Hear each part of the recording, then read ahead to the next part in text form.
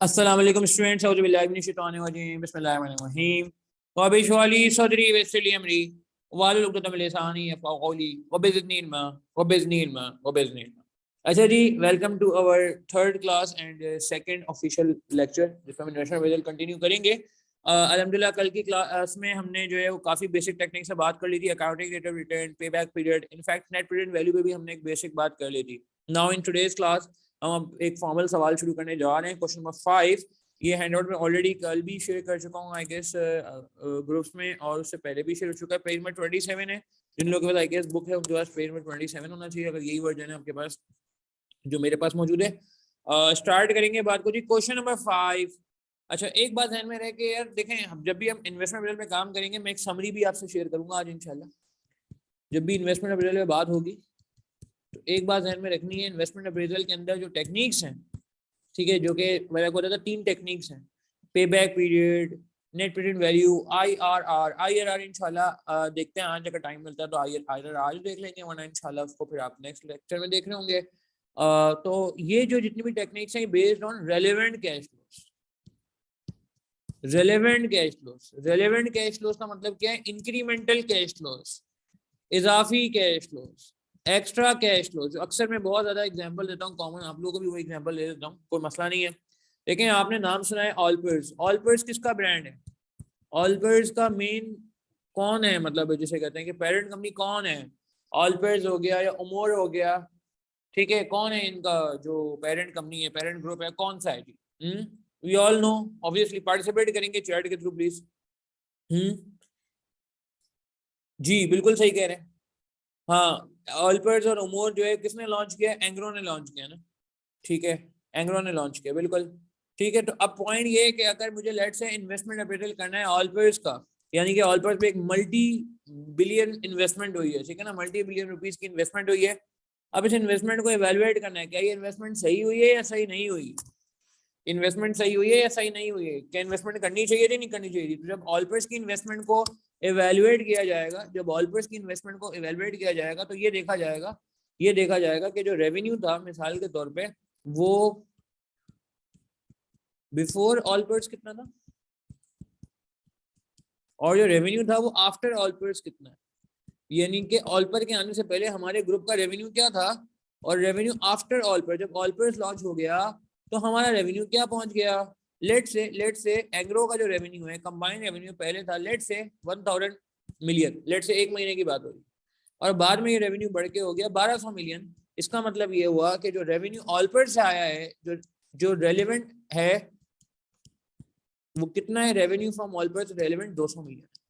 मतलब आप इसको ऐसे कहेंगे कि additional incremental increase by 200 million. क्या मैं इसको ऐसे कह सकता हूँ?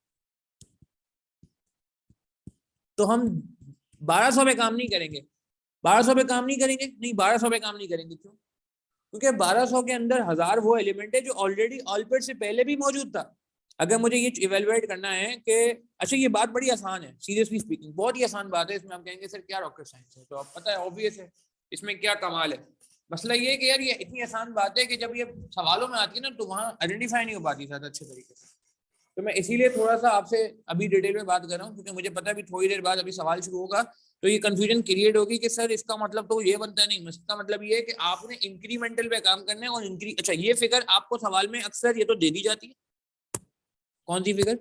ये फिगर ये तो सवाल में आपको खुद बता देगा, या फिर बहुत कम सवाल ऐसे होते हैं जिनमें वो आपको कहता है कि नहीं यार ये पुराना फिगर है और ये नया फिगर है, आप इन दोनों का डिफरेंशियल ले लीजिए, ठीक है।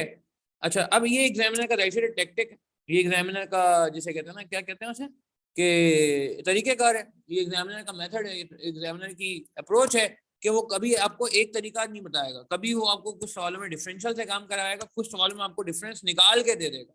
अभी आपके ऊपर है कि प्रैक्टिस के साथ हम अल्हम्दुलिल्लाह इतनी प्रैक्टिस कर लेते हैं अपने सेशंस में कि आप इतने वेल ऑफ हो जाओगे कि आपको आइडिया हो जाएगा हाँ यार कहाँ पे क्या लग रहा है, ठीक है। तो बात को मैं मजीद आगे बढ़ाऊंगा कि ये हो गई बात कि भाई हमें इंक्रीमेंटल पे काम करना है, इजाफी पे काम करना है और कैश फ्लोस पे काम करना है। कैश फ्लो का मतलब है नॉन कैश चीजों पे काम नहीं करना है। तो नॉन कैश चीजें कुछ आएंगी, डेप्रिसिएशन वगैरह, इनका क्या ट्रीटमेंट होगा हम देखेंगे, और एक जैसे मैंने आपको एक समरी बनवा दूंगा मैं आपको, ताकि मैं परेशानी ना हो। इन्वेस्टमेंट अप्रेजल की खास अच्छी बात ये, नेट प्रेजेंट वैल्यू की जो टेक्निक है उसकी खास बात ये कि इसका एक फॉर्मेट होता है जो कि आईएएस जैसा फॉर्मेट नहीं है, मगर एक बन जाता है फॉर्मेट। तो मोरलेस जब भी हम देखते हैं आई कैप लेवल पे भी कम से कम कुछ सवाल आपके मिनिमम होते हैं जो आपको मिल ही जाते हैं, सही है, तो ये एक अच्छी बात है। अच्छा, तो अब हम बात स्टार्ट करते हैं जी, come on, let's come to question number 5। Sarfaraz Ahmed हमारी टीम में नहीं है मगर हमारे सवालों में मौजूद रहेंगे। क्या कह रहे हैं? Director of Sarfaraz Ahmed limited proposed to buy a plant costing 900,000 rupees. At the end of the 5 years, the plant will be sold for 150,000. अच्छा, मुझे एक बात बताएं, 900,000 अगेन मैंने आपसे कल एक बात कही थी कि टाइमिंग बड़ी इंपॉर्टेंट होती है। 900,000 हमारा आउटफ्लो है और 1.5 लाख हमारा इनफ्लो है। क्या हम इन दोनों को नेट कर सकते हैं कि हम कहें हाँ यार 9 लाख में से 1,50,000 माइनस कर लेते हैं, 7.5 लाख की नेट कॉस्ट पड़ी। मेरे ख्याल से ये बात हो चुकी है कल की क्लास में कि ऐसा नहीं किया जा सकता। उसकी वजह ये कि 9 लाख रुपए जो जेब से जाएंगे वो आज जाएंगे जब पैसे की वैल्यू 1 है, जब पैसे की वैल्यू आज के बराबर है, जहाँ पैसे की वैल्यू सेम है। मगर जब ये 1.5 लाख रुपए मिलेंगे आपको 5 साल बाद, उस वक्त पैसे की value, time value of money काफी कम हो चुकी होगी। इस वजह से हमें जो है वो दोनों को सेग्रीगेट करना होगा, अलग अलग रिकॉर्ड करना होगा, रिस्पेक्टिव ईयर्स में रिकॉर्ड करना होगा। और ये बहुत नॉर्मल सी बात है, मगर बड़े बड़े सवालों में हम इन बातों को इंश्योर कर रहे होंगे। अच्छा, आगे चलते हैं। अब ये बात जरा गौर से सुनिएगा। अच्छा, एक और चीज ये कि देखें, मैंने आपको कहा था कि यार बहुत सारी बातें हैं। एक बात मैंने आपसे ये भी की थी कि यार ये मैं स्क्रीन पे पढ़ाने से ना कुछ फायदा भी हो जाता है। अब आप देख रहे हैं मैं अंडरलाइनिंग कर रहा हूँ, ये अंडरलाइन मैं एक्सपेक्ट करूंगा आप पेपर में भी कर रहे होंगे मेरे हिसाब से, ठीक है ना। तो ये है कि ये कैसे मतलब सवाल को अप्रोच किया जाता है, तो मैं आपको बिल्कुल एक वो अप्रोच बता रहा हूँ जो हम पेपर में भी यूज कर रहे होंगे।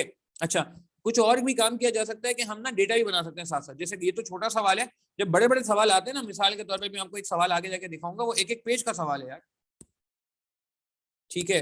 तो वहां पे क्या होगा, कहाँ गया, अब आप ये देखेंगे सवाल आया है, ये तो चले इतना बड़ा सवाल नहीं है, ये 1.5 पेज का सवाल है।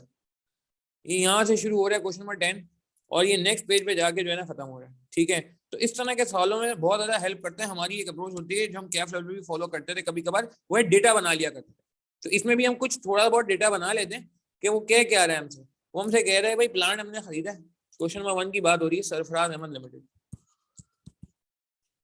ठीक है। क्या कह रहे हैं सरफराज हमसे कह रहे हैं कि जी प्लांट लेंगे हम 9 लाख रुपए, और क्या कह रहे हैं जी इसकी लाइफ कितनी है जी, इस 9 लाख रुपए के प्लांट की लाइफ है 5 ईयर्स।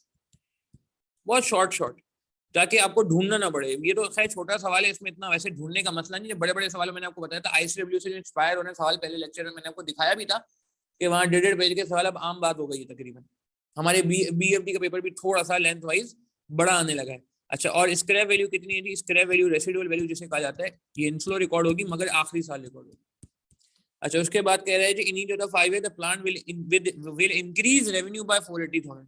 अच्छा, अब यार ये 480,000 क्या चीज है, ये 480,000 क्या है, ये टोटल रेवेन्यू है या एडिशनल रेवेन्यू है? ये टोटल रेवेन्यू है या एडिशनल रेवेन्यू है, सोच के बताएंगे।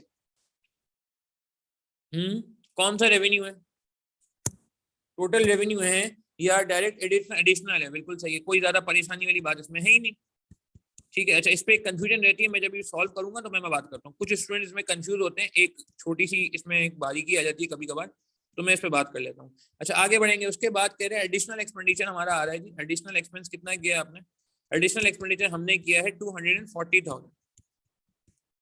ये सब चीजें रेलिवेंट है, कुछ चीजें कभी कभार सवाल में इरेलीवेंट भी होती हैं, कुछ सवाल ऐसे होंगे जिसमें आधे ज्यादा डेटा तो इरेलीवेंट होगा। ये एग्जामिनर ने टेक्निक यूज की थी जून 2022 में कि एक ऐसा सवाल बनाया जिसमें मेजोरिटी डेटा जो है वो इरेलीवेंट आ रहा था। तो आपकी रीडिंग बड़ी शार्प होनी चाहिए, आपको ग्रिप होनी चाहिए अपनी रीडिंग पे, ताकि आपका टाइम भी बचे पेपर में और आपको परेशानी का सामना भी ना करना पड़े, ठीक है। हसन लोधी, हसद, मोहम्मद अहमद, अब्दुल बासित, अक्सा, समीर मुजफ्फर, अब्दुल खान, वजीहा नासिर, बिल्कुल सही कहा आप लोगों ने, जवाब सही दिया था, ये एडिशनल ही है। अच्छा, आगे बढ़ेंगे। Plant is depreciated on a straight line method, या डेप्रिसिएशन के बारे में बात करूंगा मगर वो कह रहे हैं डेप्रिसिएशन स्ट्रेट लाइन पे, ठीक है, इसको अभी छोड़ देते हैं। Additional maintenance expenditure will be paid at the start of the year, at the start of the year to and therefore amounting 25,000। अब एक सवाल है मेरा आप लोगों से, भाई ये जो हम कैश फ्लो रिकॉर्ड करते हैं नॉर्मली वो कब करते हैं, at the end of the year करते हैं या स्टार्ट ऑफ द ईयर करते हैं? कल भी मैंने एक छोटी सी एग्जांपल दी थी, मैंगो फार्म वाली करा दी थी जाने से पहले। तो हमारी जो जितनी भी कोशिशें होती हैं, हमारी जो अप्रोच होती है, वो हमेशा एक डिफॉल्ट असम्पशन होती है end of the year. Perfect, very nice, सही कह रहे हैं अहमद, वजिया, अक्सा, समीर, बिल्कुल सही कह रहे हैं। अनम अर्नी बिल्कुल एंड में होती है, सही कह रहे हैं असद।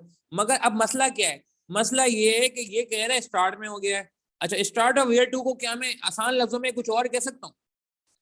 हाँ, कोई चीज अगर स्टार्ट ऑफ ईयर 2 है तो अकाउंटिंग की लैंग्वेज में कोई चीज अगर ब्रॉट डाउन बैलेंस होता है सेकंड ईयर का, तो it is same as what, जो सेकंड ईयर का ब्रॉट डाउन होता है it is same as what, जो सेकंड ईयर का ब्रॉट डाउन बैलेंस होता है यहाँ पे जो आता है उसको क्या मैं कहता हूँ, प्रीवियस ईयर का। यस, वेरी नाइस, परफेक्ट हो गई बात, बस ये बात करनी थी छोटी सी।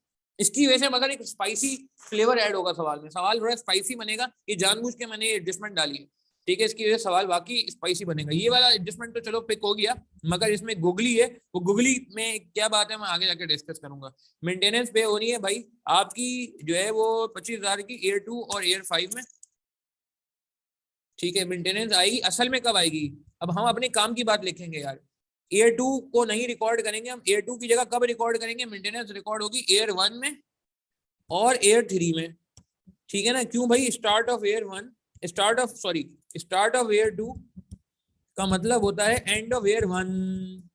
तो हम चूंकि बाउंड है, हमारी टेक्निक हमें कहती है कि साल गुजरने के बाद रिकॉर्ड करना है, ओपनिंग का कोई सिस्टम नहीं है हमारे यहाँ, तो इस वजह से हमें मजबूरन ईयर 2 की चीज को ईयर 1 पे रिकॉर्ड करना होगा और ईयर 4 की चीज को ईयर 3 पे रिकॉर्ड करना होगा। मगर एक गुगली इसमें अभी भी मौजूद है, एक थोड़ी सी इसमें एक बारीकी है जो थोड़ी देर बाद जब हम सवाल एंड कर रहे होंगे तब मैं आपसे डिस्कस करूंगा, और थोड़ी वर्किंग हमारी चेंज भी होगी इस वजह से। अच्छा, और आगे चलते हैं जी, और क्या कह रहे हैं, start of year 2 end of year 1 होता है, हमने ईयर 1 और ईयर 3 लिख दिया।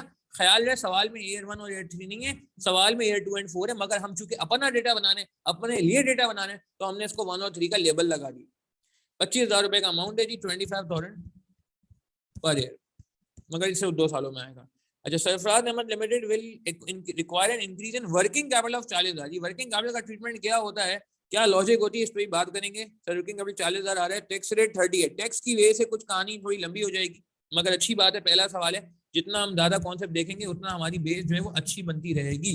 वर्किंग कैपिटल हमारा 40,000 रुपए है और ये हमसे फरमान है कि टैक्स रेट हमारा है 30%, टैक्स रेट है 30%। अच्छा, आगे क्या कह रहे हैं, आगे कह रहे हैं will be paid in the end of same year. Same year का मतलब है अगले साल पे नहीं होगा, कुछ सवालों में टैक्स डिले से पे होगा, मगर यहाँ पे ऐसी कोई कहानी नहीं है। मगर हमारे कोर्स में इंशाल्लाह काफी प्रैक्टिस मटेरियल आपको ऐसा मिलेगा हमारे सेशंस में, लेक्चर्स में, जहाँ पे हम एरियर्स वाला टैक्स भी देख रहे होंगे, थोड़ा सा आगे जाके आ भी जाएगा। The weighted average cost of capital, जो कि हमारा एक अलग टॉपिक है जो कि बाद में सीखेंगे, निकाल के दे दिया सरफराज अहमद का 7% है, यानी कि जो डिस्काउंटिंग होगी, जो डिस्काउंट रेट होगा जिसको हम कॉस्ट ऑफ कैपिटल कहते हैं, और इस पे इंशाल्लाह पूरी डिटेल बात कॉस्ट ऑफ कैपिटल में हो जाएगी, बल्कि थोड़ी सी अगले लेक्चर में ही हो जाएगी। 7% उन्होंने दे दिया। रिक्वायरमेंट है calculate net present value of the plant and calculate IRR of the plant. अभी फिलहाल आईआरआर को साइड में करते हैं, फिलहाल हम एनपीवी पे फोकस करेंगे और फिर आईआरआर पे बात होगी। अच्छा, स्ट्रक्चर कैसे बनेगा, कितने साल का स्ट्रक्चर बनेगा, कल 3 साल का स्ट्रक्चर बना था 0 से लेकर 3 तक का, आज कितने साल का स्ट्रक्चर बनेगा? जवाब दें।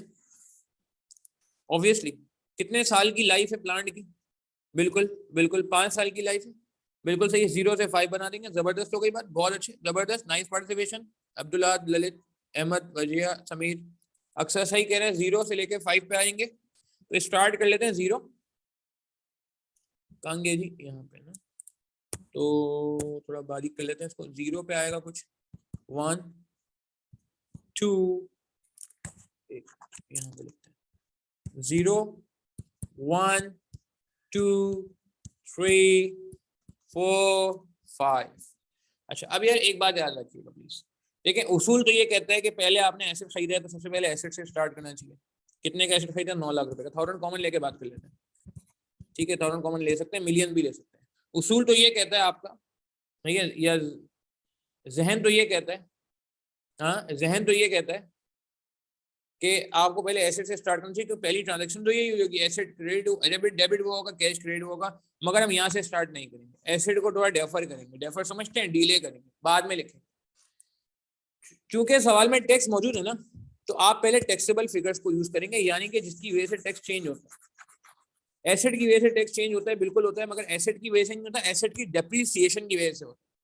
तो हमारा जो स्टार्टिंग पॉइंट होगा, हमारा जो सिरा होगा, हमारा जो पहला पॉइंट होगा, हमारा जो पहला आइटम होगा इस कैश फ्लो का, वो एसेट नहीं होगा। आज कल एसेट रखा था मगर वहां टैक्स नहीं था, क्योंकि इस बार टैक्स मौजूद है और हम नहीं चाहते टैक्स की वर्किंग में कोई डिस्टर्बेंस आए, कोई खलल आए, कोई प्रॉब्लम आए, कोई परेशानी है।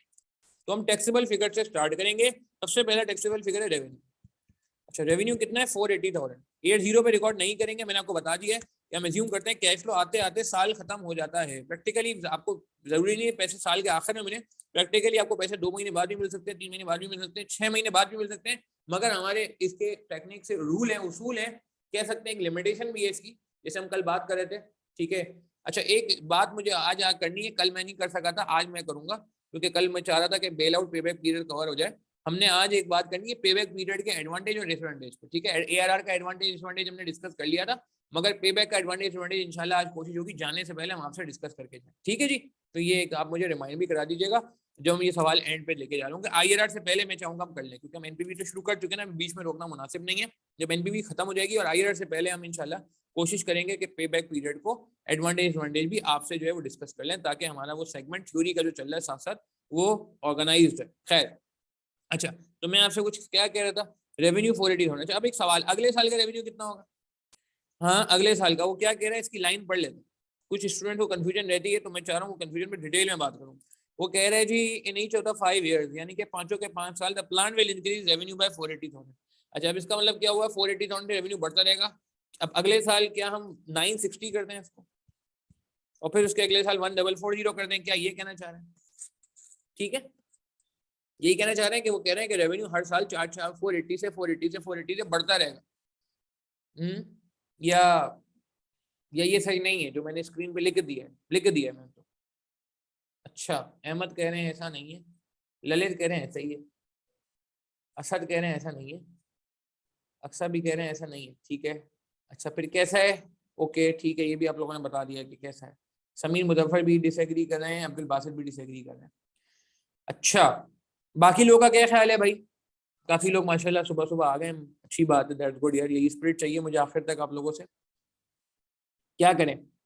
असद ठीक है, I agree with your point Asad, ठीक है। अच्छा अब सुने भाई, ये मसला ये है कि देखें, मैं मानता हूं कि 480 480 960 होता है, इसमें कोई दो राय नहीं, मगर आप ध्यान में रखें कि यार हम ईयर 0 का अलग कॉलम बना रहे हैं,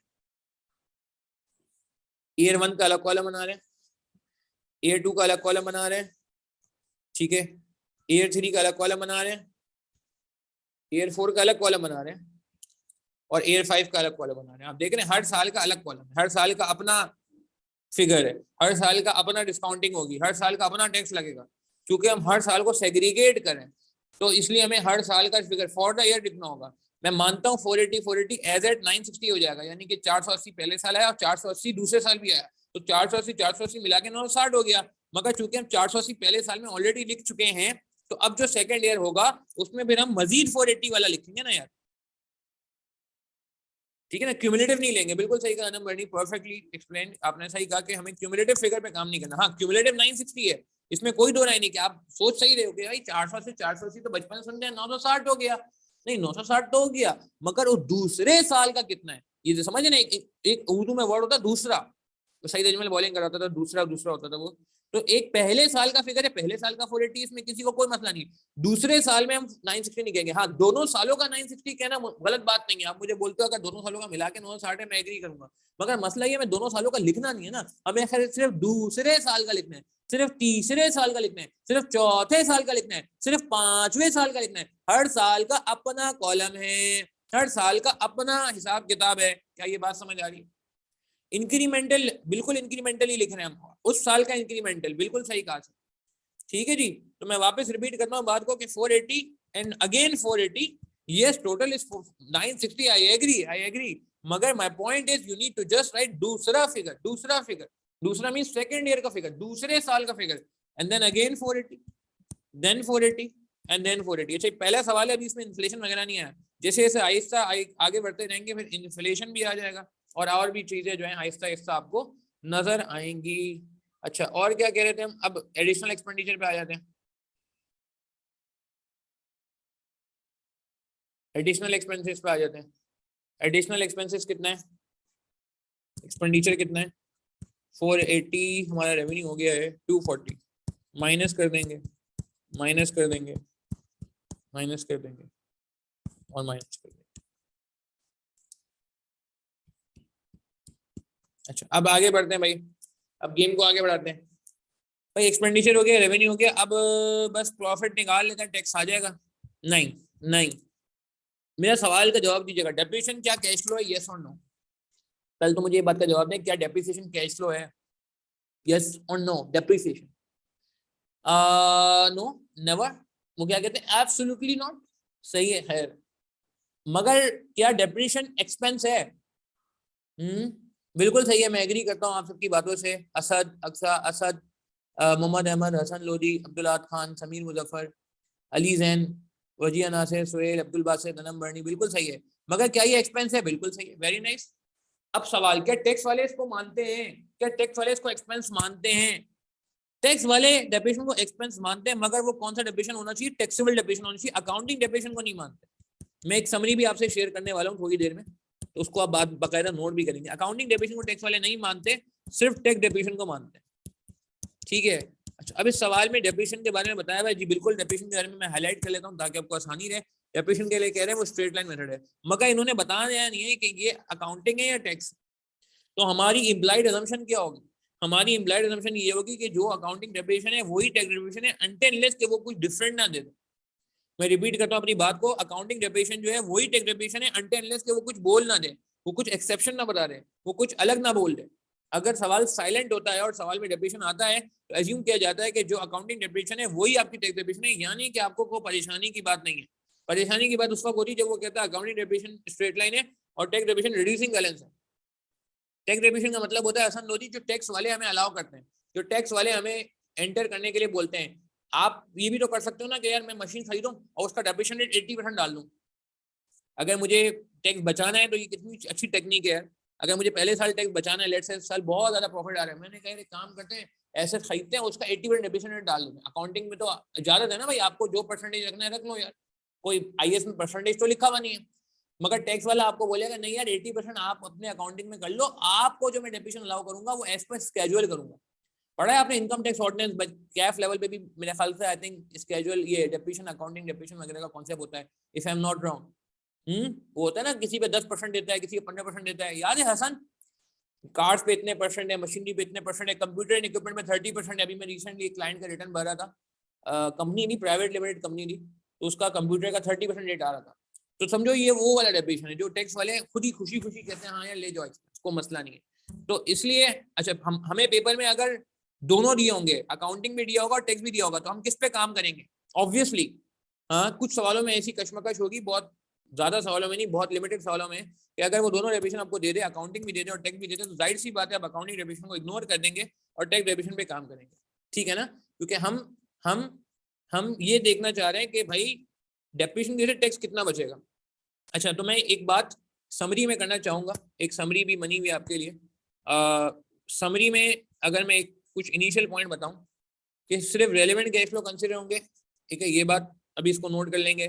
depreciation will only be considered for tax purpose. Depreciation will only be considered for tax purpose and will be ignored if there will be no tax. If there is no tax in the question, आप इसको ignore करते हैं, बिल्कुल depreciation नहीं करेंगे। इब्राहिम, सवाल valid है आपका।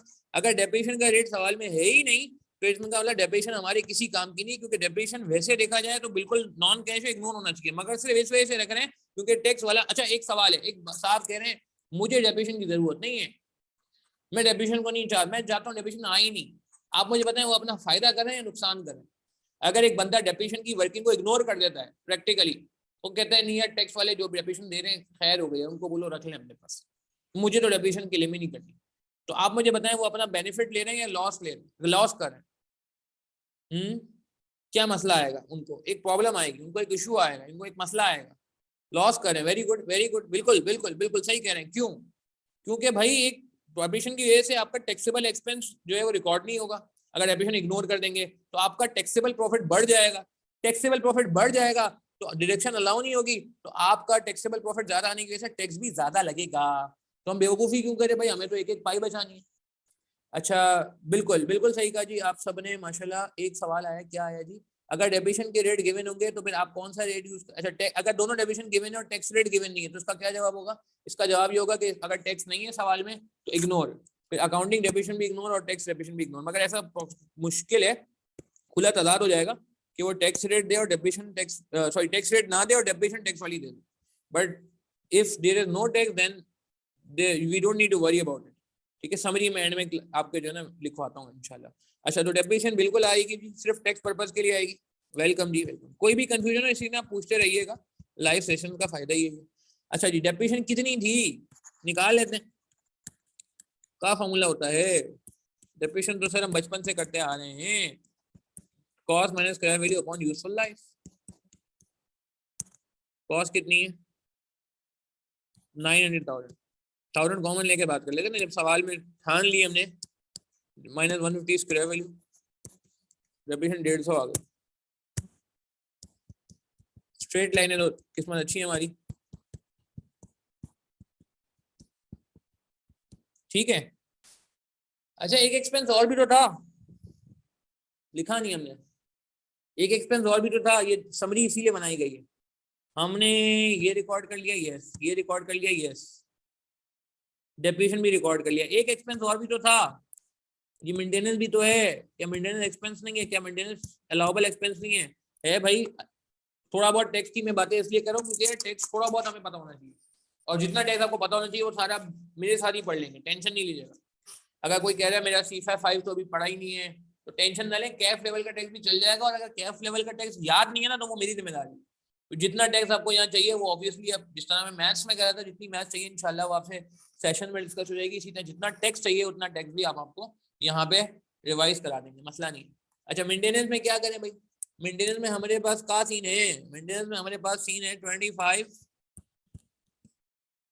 and 35। अरे अरे अरे, ये तो गलत कर दिया सर। 2 और 4 में ना मेंटेनेंस तो नहीं नहीं नहीं नहीं, 2 और 4 में तो है, मगर मसला ये है कि भाई वो एडवांस में पे हो रही है, एडवांस में पे हो रही है, जल्दी पे हो रही है, पहले पे हो रही है। स्टार्ट ऑफ A2 का मतलब है एंड ऑफ A1, तो हमने सी लिखा है, सही लिखा है। तो जरा अब एक काम करते हैं, प्रॉफिट निकाल लेते हैं। ठीक है, निकाल लें प्रॉफिट। प्रॉफिट निकाल लें। अच्छा, प्रॉफिट निकाल लेते हैं। कैसे निकलेगा प्रॉफिट? लेस करें, क्या आ रहा है? 65 सही है, 65 आ रहा है गेस। 90, 55, 90, 90। ठीक है, सही है, यहां तक बात समझ आती है। अब टैक्स रेट लगा लेते हैं। अब कहानी में यार ट्विस्ट आएगा, कहानी में यार ट्विस्ट आएगा, कहानी में थोड़ा ट्विस्ट आएगा। कैसे बताता हूँ? 30% लगा दें। टैक्स रेट क्या आ रहा है? राउंड कर लेते हैं, 19.5। हाँ, 19.5 आ रहा है। नहीं, 65 को मल्टीप्लाई करें क्या आता है? हाँ, मुझे 19.5 ही आएगा। 27, नोट नहीं करिएगा अभी इसको। 27, मगर ये गलत है, मगर ये गलत, wrong wrong wrong. Depreciation minus हो चुका ना ऊपर। डेप्रिसिएशन तो जानबूझ के माइनस किया, डेप्रिसिएशन तो सही माइनस किया। डेप्रिसिएशन के मसला नहीं,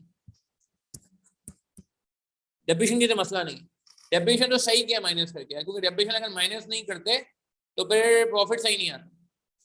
क्या मसला है को बता सकते? एक मसला है, प्रॉब्लम है, इशू है। कितना है? 55 है ये वाला मेरे ख्याल से। अच्छा हाँ, अच्छा एक मिनट, ये नहीं, मैंने गलती की है, ये 25 ही है, sorry, it's 25, it's wrongly written at 65। ये चाहिए, क्या नाम है समीर, ये गलती से मैंने इसको 35 कर दिया था, इट्स 25। सेम ही है ना दोनों सालों का, समरी बनाई थी ना हमने।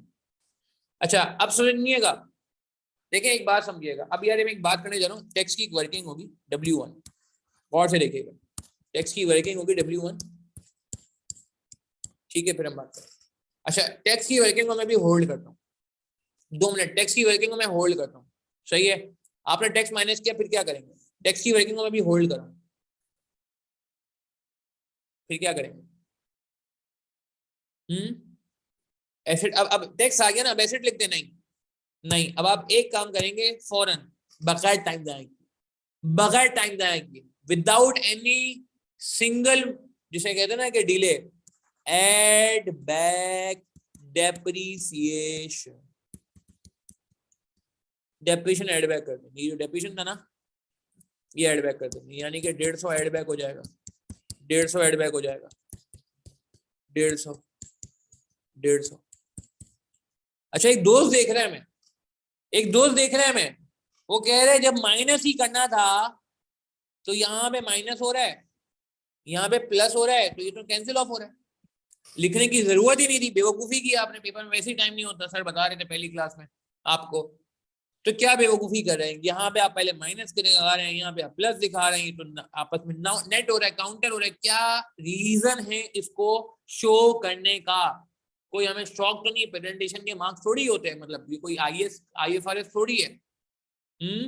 अगर हम वो बात तो वैसे उसकी देखा जाए तो अपेरेंटली सही है, वो कह रहा है आपने पहले माइनस किया था, बाद में आप इसे ऐड कर रहे हैं, minus plus minus plus minus plus minus plus, ये तो एडजस्ट हो रहा है, क्या ये खुला तजाद नहीं? सही है, उसने इसी स्टाइल में आपसे बोला, तो आप उसको क्या बोलेंगे? आप उसको बोलेंगे भाई वेरी गुड, बिल्कुल सही कहा आप लोगों ने, रीजन सही दे रहे हैं, सही कह रहे हैं मुनीब, सही कह रहे हैं अली जैन, सही कह रहे हैं ललित, सही कह रहे हैं अक्सा, सही कह रहे हैं समीर, वो तो सही है, डेप्रिसिएशन कैश फ्लो नहीं, जब भी तो ऐड बैक किया, तो वो कह रहा है माइनस ही नहीं करना चाहिए था ना, जब आपको पता था कि यार एक चीज बेकार है, रिडंडेंट है, ऐड बैक होनी है, तो हम उसको कहेंगे प्यारे दोस्त, प्यारे दोस्त, अगर हम ये नहीं करते तो हमारा टैक्स गलत आता, हमारा प्रॉफिट नहीं आता, हमारा टैक्स गलत आता, हम टैक्स का बेनिफिट नहीं ले पाते, डेप्रिसिएशन का बेनिफिट नहीं ले पाते, हम डेप्रिसिएशन के जो टैक्स बचता है वो नहीं अवेल कर पाते। तो चूंकि हमें डेप्रिसिएशन पे टैक्स बेनिफिट अवेल करना था, हमने इसलिए ऐसा किया, प्रॉफिट निकालने के लिए। सही कह रहे हैं अब्दुल बासित, ठीक है, तो डेप्रिसिएशन हम ऐड बैक कर देते हैं, सही है, और एसेट रिकॉर्ड करते हैं। अब आप एसेट रिकॉर्ड कर सकते हैं, 900 आउटफ्लो और 150 इनफ्लो, 150 इनफ्लो याद आ रहा है, आखिरी साल इसके लिए वैल्यू दी, टैक्स पे मैं बात करता हूँ, मुझे याद है बेफिक्र, टैक्स पे अच्छी सी बात करनी है मुझे आपसे, लॉजिक के साथ बात करनी है, मगर मैं चाह रहा हूँ कि पेपर में भी खुदा ना खास्ता अगर आपको टाइम कम पड़े तो मैं आपको इनडायरेक्टली टेक्निक बता रहा हूँ कि खुदा ना खास्ता अगर पेपर में आपको लग रहा है कहीं आप फंस रहे हो, स्टक हो रहे हो, या आपको लग रहा है कोई चीज की वर्किंग करनी पड़ेगी जिसमें टाइम लगेगा, तो आपने पहले आसान मार्क्स जो नहीं होते आपके हिस्से के, जो इजी मार्क्स होते हैं, पहले वो निकाल लेंगे। डेप्रिसिएशन एड बैक तकरीबन हर सवाल में आता है, ठीक है ना, ये एसेट तकरीबन हर सवाल में लिखा होता है, वर्किंग कैपिटल तकरीबन हर सवाल में लिखा होता है। अब एक क्लास चीज रह गई वर्किंग कैपिटल, ये दो चीजें रह गई हैं, वर्किंग कैपिटल का एक ट्रीटमेंट होगा, ठीक है, लॉजिक के साथ आपको समझाएंगे, उसके बाद हमारा ये कैश फ्लो एंड हो जाएगा, ये कैश फ्लो एंड हो जाएगा, नेट कैश फ्लो आ जाएगा, नेट कैश फ्लो को हम डिस्काउंट कर लेंगे जो भी रेट दिया हुआ है, और डिस्काउंट करेंगे तो अल्लाह खैर सल्लाह हमारे पास प्रेजेंट वैल्यू आ जाएगी, जिससे एनपीवी निकाल लेंगे। तो ये फिलहाल अभी हमारे पास डायरेक्शन बन रही है, मगर अभी दो फिगर्स हमारे पास नहीं है, एक हमारे पास टैक्स की फिगर नहीं है और एक हमारे पास वर्किंग कैपिटल की कोई फिगर नहीं है। इन दोनों फिगर्स के बाद ही फैसला हो सकेगा कि हम जो है वो नेट प्रेजेंट वैल्यू पॉजिटिव देख रहे हैं या नेगेटिव देख रहे हैं, इन्वेस्टमेंट की जाए या ना की जाए।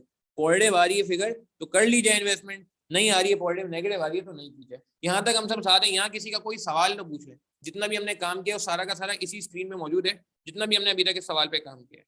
यहाँ तक किसी का कोई सवाल है पूछ लें, टैक्स की फिगर मुझे आपको बतानी है, W1 मैंने लिख दिया है इसीलिए ताकि हमें जो है याद रहे, और वर्किंग कैपिटल का ट्रीटमेंट मुझे आपको बताना है, हालांकि हम चाहें तो वर्किंग कैपिटल अभी लिख सकते हैं मगर वैसा लगेगा रटा लग रहा है, लॉजिक मुझे बतानी है। इसके अलावा कोई किसी का कोई भी सवाल है, छोटा बड़ा सवाल, आप मुझसे भी डिस्कस कर सकते हैं, फिर मैं पहले टैक्स से बात करूंगा और फिर मैं उसके बाद वर्किंग कैपिटल पे बात करूंगा। ओके फाइन, अच्छा डन है। अब हम बात करेंगे जरा पहले टैक्स पे। अच्छा यार एक बात का जवाब दें, सुनिएगा मेरी और गौर से, अब मैं कैश लेवल पे लेके जा रहा हूँ आपको। दुनिया में दो तरह की अकाउंटिंग होती है, टैक्स में दो तरह की अकाउंटिंग अलाउ होती है, और मैं आपको प्रूव भी करूंगा कि बहुत सारी कंपनियां कौन सी अकाउंटिंग फॉलो करती है, मैं आपको दो एग्जांपल से प्रूव करूंगा, ठीक है, गौर से सुनिएगा जो मैं बात करने जा रहा हूँ। टैक्स में दो तरह की अकाउंटिंग होती है, अगर आप याद करें, एक होती है कैश बेस्ड अकाउंटिंग, एक होती है एक्रूअल अकाउंटिंग। टैक्स वाला आपको दो अकाउंटिंग सिस्टम अलाउ करता है, ठीक है, to tax system,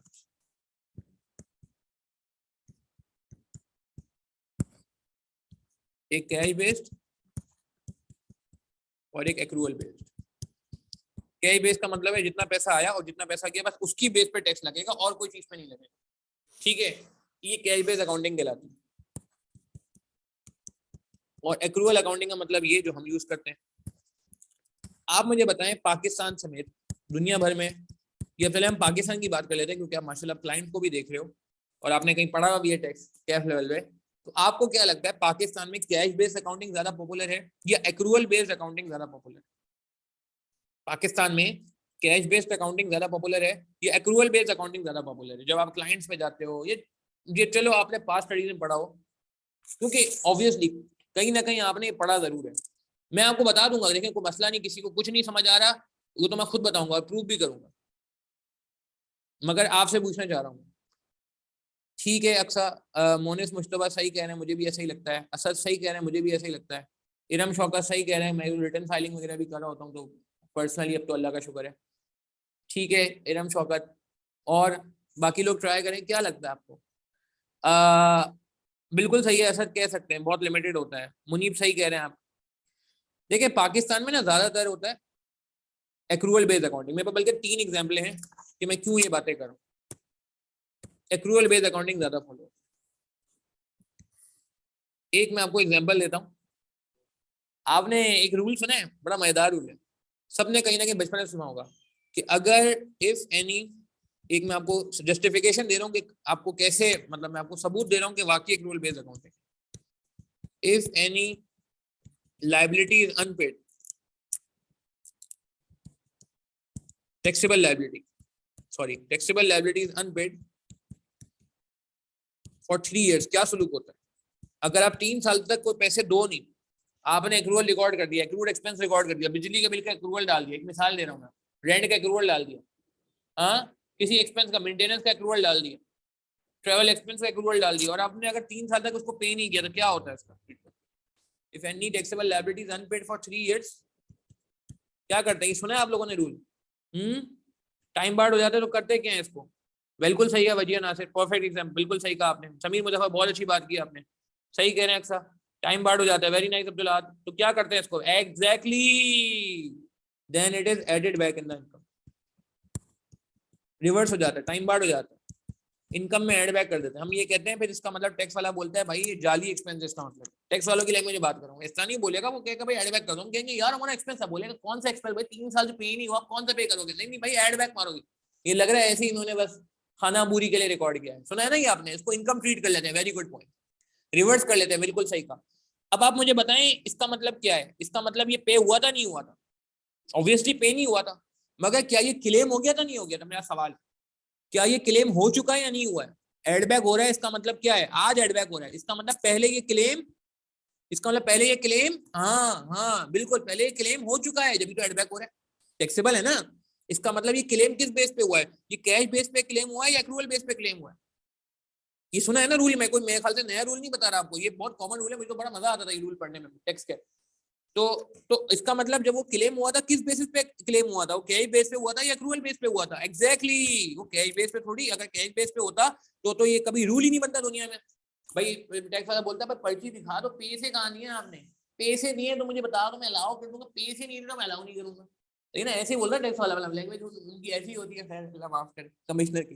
but point is के if you are haven't paid, then how can you say that it is added back? So it means that we have already recorded as expense, taxable expense sometimes back, ठीक है 3 years back, and then tax authority give us 3 years कि भाई चलो इसकी सबूत ला दो, receipt payment ला दो, भाई कब पेमेंट किया, हमने नहीं किया, उसने बोला वो बेनिफिट जो अवेल किया था एड बैक करो। ठीक है, एक ये एग्जांपल हो गई। दूसरा प्रूफ मैं आपको देता हूँ, आपने कभी सुना है अगर एडवांस रेंट पे हो जाए, बैंक्स वगैरह एडवांस रेंट पे कर देते हैं 5-5 साल का, जब बैंक को कोई जगह पसंद आती है ना, क्योंकि आप देखें बैंक ना यार, बैंक का बड़ा खर्चा होता है। कभी आप बैंक गए, बैंक में जाएं तो आप देखते हैं बैंक में काउंटर्स होते हैं, मैनेजर का अलग रूम होता है, फिर कैश छुपाने के लिए अलग जगह होती है, एटीएम रखने के लिए अलग अलग जगह होती है, सिक्योरिटी डिपार्टमेंट के लिए अलग जगह होती है, आईटी डिपार्टमेंट के लिए अलग जगह होती है। तो यार रेंट जो जो जो एडवांस में जो रेंट पे जगह ली जाती है ना, उसका 5 से 10 साल का किराया वो एडवांस में दे देते हैं भाई। वो कहते हैं भाई इनको 5 साल का किराया दे दो, वरना ये हर साल आगे बोलेंगे बैंक खाली करो। आप समझ रहे हो, लंबे लंबे एग्रीमेंट बनाए जाते हैं। अब अगर advance rent of 5 years paid, ठीक है, क्या whether whether taxable, whether all taxable in the same year? क्या टैक्स वाले आपको सेम ईयर में सारा का सारा अलाउ कर देंगे? हम टैक्स वालों को बोल रहे हैं 5 साल का रेंट पे हो गया, वो भाई इतना बड़ा रेंट होता है, इतना भारी रेंट होता है, टैक्स वाला बोलेगा यार कैसी बातें करो, लॉस आ जाए। नहीं नहीं भाई, जब जब रिकॉर्ड होता है, जब जब तुम्हारा इनकर हो तब रिकॉर्ड करना, over the time of the contract. Very nice. Very nice, बिल्कुल सही, रेलेवेंट ईयर में रिकॉर्ड करेंगे। तो बाकी क्या करेंगे, बाकी एडवांस रिकॉर्ड कर लेंगे। हमने 5 साल का पे कर दिया, टैक्स वाले अंकल बोलेंगे भाई ठीक है 5 साल का 10 साल का पे कर दो, मगर ये थोड़ी कि आप सारा का सारा इसी साल बर्डन ट्रांसफर कर दो। No, absolutely not fair. अच्छा, तीसरी एग्जांपल और देता हूं मैं आपको। आपने सुना है एसीटी आया है, एसीटी का नाम सुना है, 17% ऑफ अकाउंटिंग प्रॉफिट, यही है ना, कंपनीज पे लगता है। ये रूल पढ़ा है आप लोगों ने, ये नहीं पढ़ा अभी, ये सीफेफ 5 में, ये उसमें है कैफ लेवल पे। एसीटी होता है ना, ऑल्टरनेट कॉर्पोरेट टैक्स का फुल फॉर्म क्या है, मैं नाम भूल रहा हूँ, नहीं पढ़ा आप लोगों ने। चलो खैर, किसी को आइडिया एसीटी के बारे में?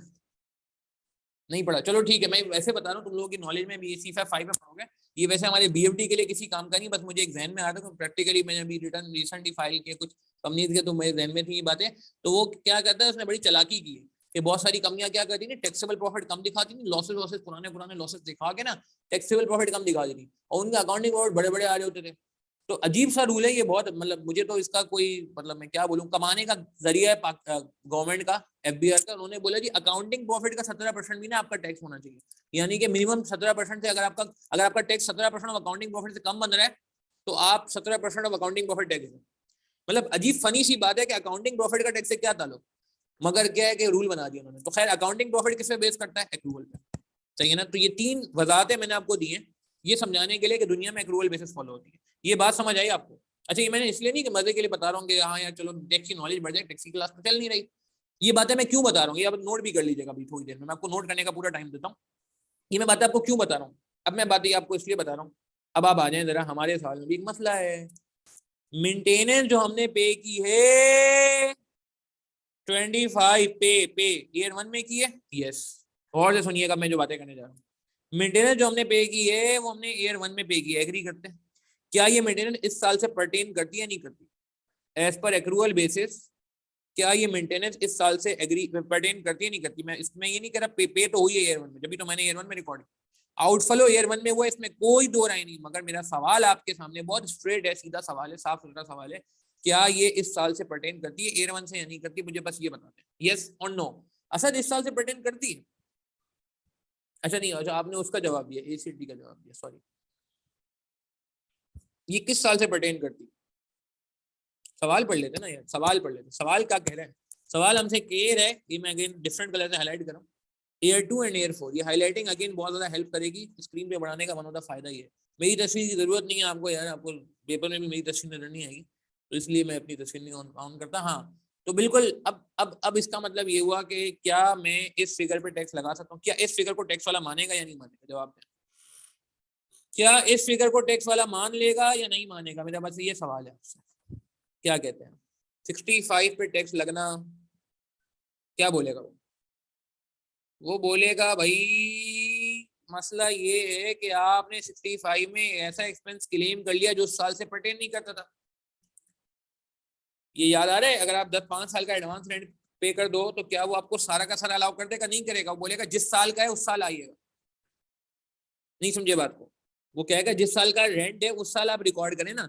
जिस तरह वो रेंट में आपसे कह रहा है कि 5 साल का 10 साल का एडवांस रिकॉर्ड नहीं कर सकते आप, इस तरह वो यहाँ भी बोल सकते हैं ना कि भाई ये इस साल का पर्टेन ही नहीं करता एक्सपेंस, ये इस साल का मेंटेनेंस फिगर है ही नहीं। तो वो हमसे रिक्वेस्ट करेगा सर आप जो है ना इस साल इसको हटा दें अपने पीनल से और नेक्स्ट ईयर मुझसे क्लेम कर लें। ठीक है, आई यू गेटिंग माय पॉइंट? अच्छा, ये प्रॉब्लम यहाँ क्यों आ रहा है, रेवेन्यू में क्यों नहीं आ रहा, एक्सपेंस में क्यों नहीं आ रहा? ये प्रॉब्लम सिर्फ उस वक्त आएगा जब कोई चीज क्या पे होगी, मैं ब्रैकेट में लिख भी देता हूँ, एडवांस होगी। जब कोई चीज एडवांस में पे होगी ना तब ये प्रॉब्लम आएगा। अगर ये एडवांस में पे नहीं हो रही थी तो ये प्रॉब्लम नहीं आता। मेरी बात समझ आ रही है? I am again repeating, you have paid maintenance in year 1, ठीक है, which relates to actually relates to year 2। Year 2 के स्टार्ट में पे हो रही है, इसका मतलब वो ईयर 2 के पूरा साल कवर कर रही है।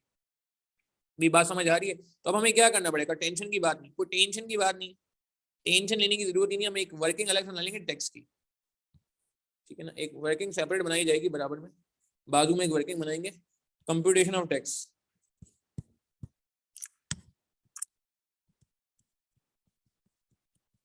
इसको करने के 2 तरीके टैक्स निकालने के। एक तरीका तो ये मैं पूरा पीनल वापस से बना दूं, बल्कि मैं कहते पूरा पीनल ही वापस बना देते हैं, खैर हो गई। एक्रूवल्स में मसला इतने नहीं आता मुनीब, क्योंकि एक्रूवल तो होता ही साल के आखिर में ना, तो एक्रूवल का मतलब होता है साल खत्म होते ही पे हो रहा है, तो उसमें मसला नहीं है। एडवांस में मसला है क्योंकि ईयर चेंज हो रहा है, अगर यही फिगर मेंटेनेंस की ईयर 2 के एंड में पे हो रही होती तो मसला नहीं था, ईयर 2 के एंड में तो वैसे ही साल के आखिर में रिकॉर्ड करते हैं। मगर मसला कब आ रहा है? स्टार्ट ऑफ द ईयर की वजह से। याद है हमने बात की थी start of year 2 means end of year 1, तो हम ईयर 1 में ले गए थे इसको। मगर टैक्स वाला अभी भी अपनी जगह पे अड़ा हुआ है, वो कह रहे नहीं आप इसको जो है वो रेलेवेंट ईयर पे क्लेम करें। तो कोई टेंशन की बात नहीं है, हम एक अलग वर्किंग बना लेते हैं टैक्स की। मगर ये अलग वर्किंग वापस मैं रिपीट कर रहा हूँ सिर्फ इस मेंटेनेंस के पॉइंट की वजह से बन रही है, वरना जरूरत नहीं थी। तो इसको वर्किंग बनाने के लिए क्या करेंगे? ईयर 1 2 3। अच्छा शॉर्टकट लगाऊं या लॉन्ग कट लगाऊं? शॉर्ट तरीका लगाऊं या लॉन्ग तरीका बताऊं? ये दोनों बता दूं? चलो पहले लॉन्ग तरीका बताता हूँ, फिर शॉर्ट तरीका इसके बाद बता दूंगा। पहले लॉन्ग तरीका बता देता हूँ, फिर शॉर्ट तरीका, जो आपको अच्छा लगे फिर आप वो फॉलो कर लेना। क्योंकि कुछ लोग होते हैं जो कहते हैं कि नहीं सर हमें रिस्क फ्री अप्रोच से खेलना है, ठीक है। कुछ लोग कहते हैं नहीं सर हमें एग्रेसिव खेलना है, हमें शॉर्ट बताएंगे। तो हम दोनों से कर लेते हैं ताकि दोनों हमारे जो है ना ऑडियंस है वो सेटिस्फाइड है। तो भाई रेवेन्यू हमारा वही 480 है, पहले लंबे तरीके से कर लेते हैं, मसला नहीं है। थीम ये है कि समझना है भाई, पेपर में सही करना है, ठीक है। एक्सपेंडिचर हमारे पास 240 है, आसान अप्रोच लॉन्ग, ये लॉन्ग वाली आसान अप्रोच, इसमें गलती का चांस काफी कम हो जाता है। फिर डेप्रिसिएशन है, ठीक है 150, ठीक है। उसके बाद अच्छा ये मैं वापस रिपीट कर रहा हूँ, नॉर्मल सवालों में आप नॉर्मल टैक्स ऐसे ही निकालोगे कि डायरेक्ट इसका रेट लगा दिया, इसका रेट लगा दिया, इसका रेट लगा दिया। ये अलर्ट होने की जरूरत, ये जो गुगली थी ना सवाल में, गुगली ये थी। अच्छा अब आप मेंटेनेंस जो रिकॉर्ड करेंगे कब रिकॉर्ड करेंगे?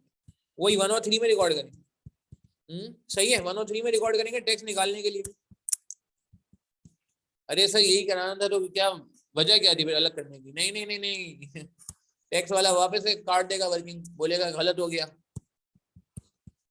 ये ईयर 2 में रिकॉर्ड होगा और ये ईयर 4 में रिकॉर्ड होगा। ऐसा ही है ना भाई, वरना तो मतलब वरना क्या मसला था? वो तो स्ट्रक्चर तो पुराना वाला भी चल जाता, वरना टैक्स वाले ने तो मसला ही किया। सही कह रहे हैं अलवीना, सही है। तो ये कितना हो गया? अब आप जरा इसको नेट करें। अब ये टैक्सेबल प्रॉफिट ये निकला, ये प्रॉफिट बिल्कुल सही। इसका शॉर्टकट ही बता दूंगा मैं आपको, पहले ये लॉन्ग तरीका देखें, ज्यादा आसान तरीका लॉन्ग वाला ही था। 90 65 90। तो टैक्स रेट जो लगेगा इसका 0.3 से मल्टीप्लाई कर लें,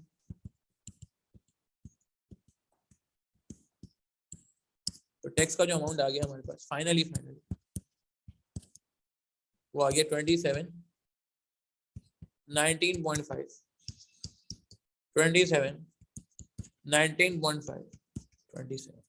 तो now this is the relevant figure for tax. अब ये फिगर टैक्स की हम हटा देंगे, 27 19.5 27 19.5 27। अच्छा शॉर्टकट क्या था? शॉर्टकट भी सुन, शॉर्टकट का इतना मसला नहीं, शॉर्टकट भी सुन। ऑल्टरनेट तरीका ये था, ऑल्टरनेट तरीका ये था कि हम क्या करते, ईयर 1 2 3 4 एक मिनट सॉरी 1 2 3 4 5 क्या नाम है, क्या नाम है, क्या नाम है? प्रॉफिट ऑलरेडी निकला हुआ है, ये रहा जो सवाल में दिया हुआ है। ये थोड़ा सा यार ट्रिकी होता है, इसलिए मैं इसको कहूंगा कि पेपर में ना आपकी ग्रिप हो तो यूज करिएगा, वरना नहीं करेगा। अच्छा एक मिनट यार, पहले एक let's make it little slow, let's make it little slow. पहले तो मुझे बताएं कि आपको टैक्स की वर्किंग क्लियर है? हाँ let's make it formal first ना। क्या ये आपको वर्किंग समझ आ रही है कि मैंने रेवेन्यू वही लिखा, एक्सपेंस वही लिखा, डेप्रिसिएशन वही लिखा, सिर्फ एक जगह चेंज किया। ये कलर देख लें, ये बड़ा फायदा हो जाता है। व्हाइट बोर्ड में मसला ये है कि इस तरह कलरिंग पॉसिबल नहीं है ना यार, तो इसलिए मुझे ये स्क्रीन वाला सिस्टम बड़ा अच्छा लगने लगा माशाल्लाह। तो ये आप देखें मेंटेनेंस में मसला था, मेंटेनेंस में मसला था, जब भी आपका प्रॉफिट भी क्या हुआ चेंज हुआ, वरना प्रॉफिट चेंज नहीं होना था। वरना आप देखें ये सब फिगर तो सेम है, मेंटेनेंस में मसला था, ठीक है। तो अब ये नई फिगर टैक्स की आ गई है और हमने अब ये जो फिगर है यहाँ पे रिकॉर्ड करनी है, और देखें हमने टैक्स की फिगर लिख दी, ठीक है। अच्छा अब शॉर्टकट सुन लें, शॉर्टकट ये हो सकता है आपकी कुछ जिंदगी के सेकंड बच जाएंगे, कुछ लम्हे बच जाएंगे पेपर में आपके। वो ये होगा कि आप 65 में बुराई क्या है मुझे बताएं, 65 में एक बुराई है मुझे बताएं, कौन सी बुराई है? उस बुराई का नाम बता दें, उस बुराई का नंबर बता दें, उस बुराई का फिगर बता दें। इस 65 की वर्किंग में एक बुराई हो चुकी है, बताएं क्या क्या हो गया 65? बस ये नहीं, डेप्रिसिएशन नहीं है। अल्लाह, अरे डेप्रिसिएशन तो दोस्त है हमारा, डेप्रिसिएशन तो हमारा दोस्त, डेप्रिसिएशन ने दोस्ती कर ली हमने। जब टैक्स आएगा डेफिनेशन हमारा दोस्त है, जब टैक्स नहीं आएगा डेफिनेशन को हम जानते ही नहीं। डेफिनेशन से मसला नहीं है, डेफिनेशन तो फाइन, शरीफ आदमी। हाँ बिल्कुल सही कहा मुनीब, सही कह रहे हैं अक्सर, सही कह रहे हैं अब्दुल आज, सही कह रहे हैं समीर मुजफ्फर के, सही कह रहे हैं अलवीना, 25 इज द प्रॉब्लमेटिक, सही कह रहे हैं ललित, बहुत अच्छी बात की। This 25 is the real culprit. Culprit का वर्ड यूज नहीं करना चाहिए, इतना अच्छा वर्ड नहीं होता, 25 इज द मेन रीजन था। ठीक है, सही कह रहे हैं ना बड़ी इरम शौकत, बिल्कुल सही कह रहे हैं। तो इट मींस कि हम 25 को क्या करें, ऐड करें या लेस करें, चलिए ये भी बता दें। इस 25 को मैं लिखना तो चाह रहा हूँ, मगर इस 25 को मैं ऐड करूं या लेस करूं, इस 65 में क्या हो गया है, इस 65 की वर्किंग में वो क्या हो चुका है। अगर मुझे सही करना है, करेक्ट करना है, अमेंड करना है, सीधी राह पे आना है, दुरुस्त रास्ते पे आना है, तो माइनस हुआ है इसको मैं ऐड बैक कर दूंगा, या टैक्स वाले ऐड बैक कर देंगे, ऐड बैक कर देंगे, बोलेंगे भाई ऐड बैक करो, मेंटेनेंस पेमेंट जो है वो ऐड बैक करो, जो मेंटेनेंस पे हुआ है वो ऐड बैक करो। टैक्स वाला बोलेगा आपको, क्योंकि यार मैं चाह रहा हूँ थोड़ी जगह कम पड़ रही है। ठीक है, तो कितना प्रॉफिट था, सॉरी वापस लिखते हैं 65 90 65 90 90। टैक्स वाला बोलेगा भैया ये आपने जो रिकॉर्ड किया है ये सही नहीं है, इसको हम एड बैक करते हैं। ठीक है, और एड बैक करते हैं तो कितना हो गया, 90 हो गया, सही है। अब ये आ गया टैक्सेबल प्रॉफिट, इस पे वो कहेगा लगा लो 30%, tax at the rate of 30% इस पे लगेगा, वही 27 आ रहा है। मगर आप मेरी बात समझ रहे हो, मगर A2 में क्या होगा, क्या A2 में भी एड बैक कर दें 25 लाइक टू लाइक, ट्रेंड पकड़ लेते हैं, कॉपी पेस्ट, पेपर में यही होता है ना, अल्लाह माफ करे, एक चीज पकड़ ली बस उसको चलाते जाओ, नहीं नहीं ओ भाई A2 में क्या करेंगे, A2 में वो प्लस माइनस ही कुछ नहीं हुआ, बेचारा अकेला है, जीरो है यहाँ पे, तो क्या करेंगे, एड बैक कुछ नहीं करेंगे, कुछ भी एड बैक नहीं होगा भाई, लेस हो जाएगा उल्टा एक्सपेंस, मेंटेनेंस एक्सपेंस। ठीक है, तो इसमें ख्याल करना पड़ता है शॉर्ट अप्रोच में। मेरी बात समझ आ गई, क्लियर है ना? हाँ आप लोग कमेंट में बिल्कुल सही कह रहे हो, वेरी नाइस, बहुत अच्छी बात, बिल्कुल, क्योंकि वो माइनस तो कुछ हुआ ही नहीं है, उल्टा में माइनस हमने करना है, तो ये हो गया 65। ये बात क्लियर हुई कि ये 25 कौन है, कहाँ से आ गया सर, ये तो 1 में रिकॉर्ड हुआ, नहीं नहीं यार ये 2 का था ना यार, 2 का था ना, देखो जो जिस साल का पर्टेन करता है एक्रूअल बेसिस में तो उस साल पे रिकॉर्ड करते हैं ना, और एक्रूअल बेसिस में आपको समझाया भी, 2-3 रूल भी बताए कि टैक्स वाले दिल, अच्छा दिल मानता नहीं है, पता नहीं क्यों, मेरा दिल नहीं मानता था भाई, मैं कहता था क्या what is this rubbish, tax जब पे होगा, जब टैक्स टैक्स पे बात होगी, मगर मुझे बाद में आहिस्ता आहिस्ता रूल वगैरह के थ्रू ये बात समझ आई कि भाई नहीं नहीं नहीं नहीं, दुनिया तो एक्रूअल पे चलती है, टैक्स अगर कैश पे चली होती तो ये वर्किंग करने की जरूरत ही नहीं। अच्छा ईयर 3 में क्या करेंगे, लेस करेंगे ऐड करेंगे, जल्दी जल्दी बता दें यार प्लीज, बहुत करीब आ गए, ईयर 3 में ऐड करेंगे लेस करेंगे, जल्दी बताएं, 25 का क्या करेंगे, ऐड वाली साइड पे जाएगा या लेस वाली साइड पे जाएगा, और ईयर 3 को देख लेते हैं, ईयर 3 में माइनस हुआ है 25, नहीं नहीं गलत माइनस हुआ, रॉन्ग रॉन्ग रॉन्ग, ये फिर यहाँ से ऐड बैक हो जाएगा और अगले साल इसको वाकई लेस करा देंगे। ठीक है, और last but not the least, आखिरी साल क्या करेंगे, आखिरी साल क्या करेंगे, हाँ आखिरी साल क्या करेंगे बताओ सॉरी, आखिरी साल ना कोई एड बैक होगा भाई, ना पे होगा, ना कोई एड बैक होगा, कोई माइनस तो हुआ नहीं है, और ना ही लेस होगा, कुछ पर्टेन भी नहीं करता भाई, शरीफ है आखिरी साल। ठीक है जी, यही सारी फिगर आ रही है टैक्स की, यही सारी फिगर आ रही है टैक्स, क्लियर है बात है? मैं वापस रिपीट कर रहा हूँ, ये नौबत क्यों आई, ये जहमत क्यों हुई, ये परेशानी क्यों हुई, ये एक्स्ट्रा काम क्यों हुआ, ये टाइम क्यों लगा, एक जवाब है इसका, खाली एक जवाब है, एडवांस। एडवांस, अगर एडवांस नहीं होगा तो आप सिंपल तरीके से टैक्स निकालेंगे, ये टैक्स एक्टिवेट हो जाएगा। अच्छा एक बात मुझे बताएं, फीडबैक दें जरा, मैं आपसे पूछना चाह रहा हूँ, ये अप्रोच 1 ज्यादा अच्छी लग रही है आपको, या अप्रोच 2 ज्यादा अच्छी लग रही है पेपर में, ये 1 है और ये 2 है, पेपर में आपको सूट कैसे करी, मैं ऐसी फीडबैक ले रहा हूँ, मतलब मैं ये नहीं कह रहा कौन सी अप्रोच ज्यादा सही है, दोनों से आंसर सही आ रहा है ऑब्वियसली, मैं मतलब बायसनेस नहीं जाऊंगा, मगर आप लोगों से पूछे जाऊंगा 1 या 2 सिर्फ टाइप कर दो। अच्छा जी आंसर आ रहे हैं जी, वजिया नासिर 1 कह रहे हैं, मोहम्मद अहमद 2 कह रहे हैं, अक्सर 2 कह रहे हैं, मुअज्जम 2 कह रहे हैं, अब्दुल अहद 2 कह रहे हैं, ठीक है, अली जैन 2 कह रहे हैं, अनमनी 3 कोई है ही नहीं भाई, 1 और 2 में से बताना, अल्लाह माफ करे 3 कहाँ से आ गए अप्रोच, हाँ 2 ऐसा सही है, ठीक है सॉरी। फिर उसके बाद ठीक है, मोहम्मद मुस्तफा 2 कह रहे हैं, हसन 2 कह रहे हैं, इनाम शौकत 2 कह रहे हैं, हसन लोधी 1 कह रहे हैं। एक हाँ बिल्कुल, एक दो दफा कर लेंगे। समीर मुजफ्फर का सबसे वैलिड कमेंट आया। अलवीना ने कहा जी डिपेंड ऑन कॉम्प्लेक्सिटी। अभी क्या लग रहा है अलवीना आपको, ये बता दें। मुनीब को क्या लग रहा है 2। देखें यार 2 मेरे हिसाब से भी 2 ज्यादा अच्छी है, मगर ये समीर मुजफ्फर का पॉइंट मेरे ख्याल से बहुत अहमियत का हामिल है। तो समीर मुजफ्फर सेड के फिर अप्रोच 2 अगर एक दो दफा कर लें तो ग्रिप आ जाएगी। बिल्कुल सही की बात। आगे जाके भी कुछ सवाल ऐसे मिलेंगे तो आप ठान लें कि भाई मुझे पेपर में यही करनी है, तो आप इसी पे पक्का करें। मगर आपके बैक ऑफ द माइंड कहीं ना कहीं अप्रोच 1 होनी चाहिए, क्योंकि अप्रोच 1 कहीं भी आप फंसेंगे ना तो खुदा ना कहता टेक्निकल सवाल आ गया तो अप्रोच 1 आपको हेल्प कर जाएगी। But right now, yes, it seems it's not a very big deal, and I think we can easily digest approach number 2. अच्छा, कोई ऐसा ना हो कोई बोले कि मुझे तो 1 और 2 दोनों ही समझ नहीं आई सर, तो ऐसा कोई है तो वो भी बंदे बताते हैं भाई। तीसरी अप्रोच ढूंढेंगे कोई हमारी। वैसे तो तीसरी अप्रोच मेरा ख्याल है बनेगी नहीं, इसमें काफी है 2 अप्रोचेस। ठीक हो गया जी।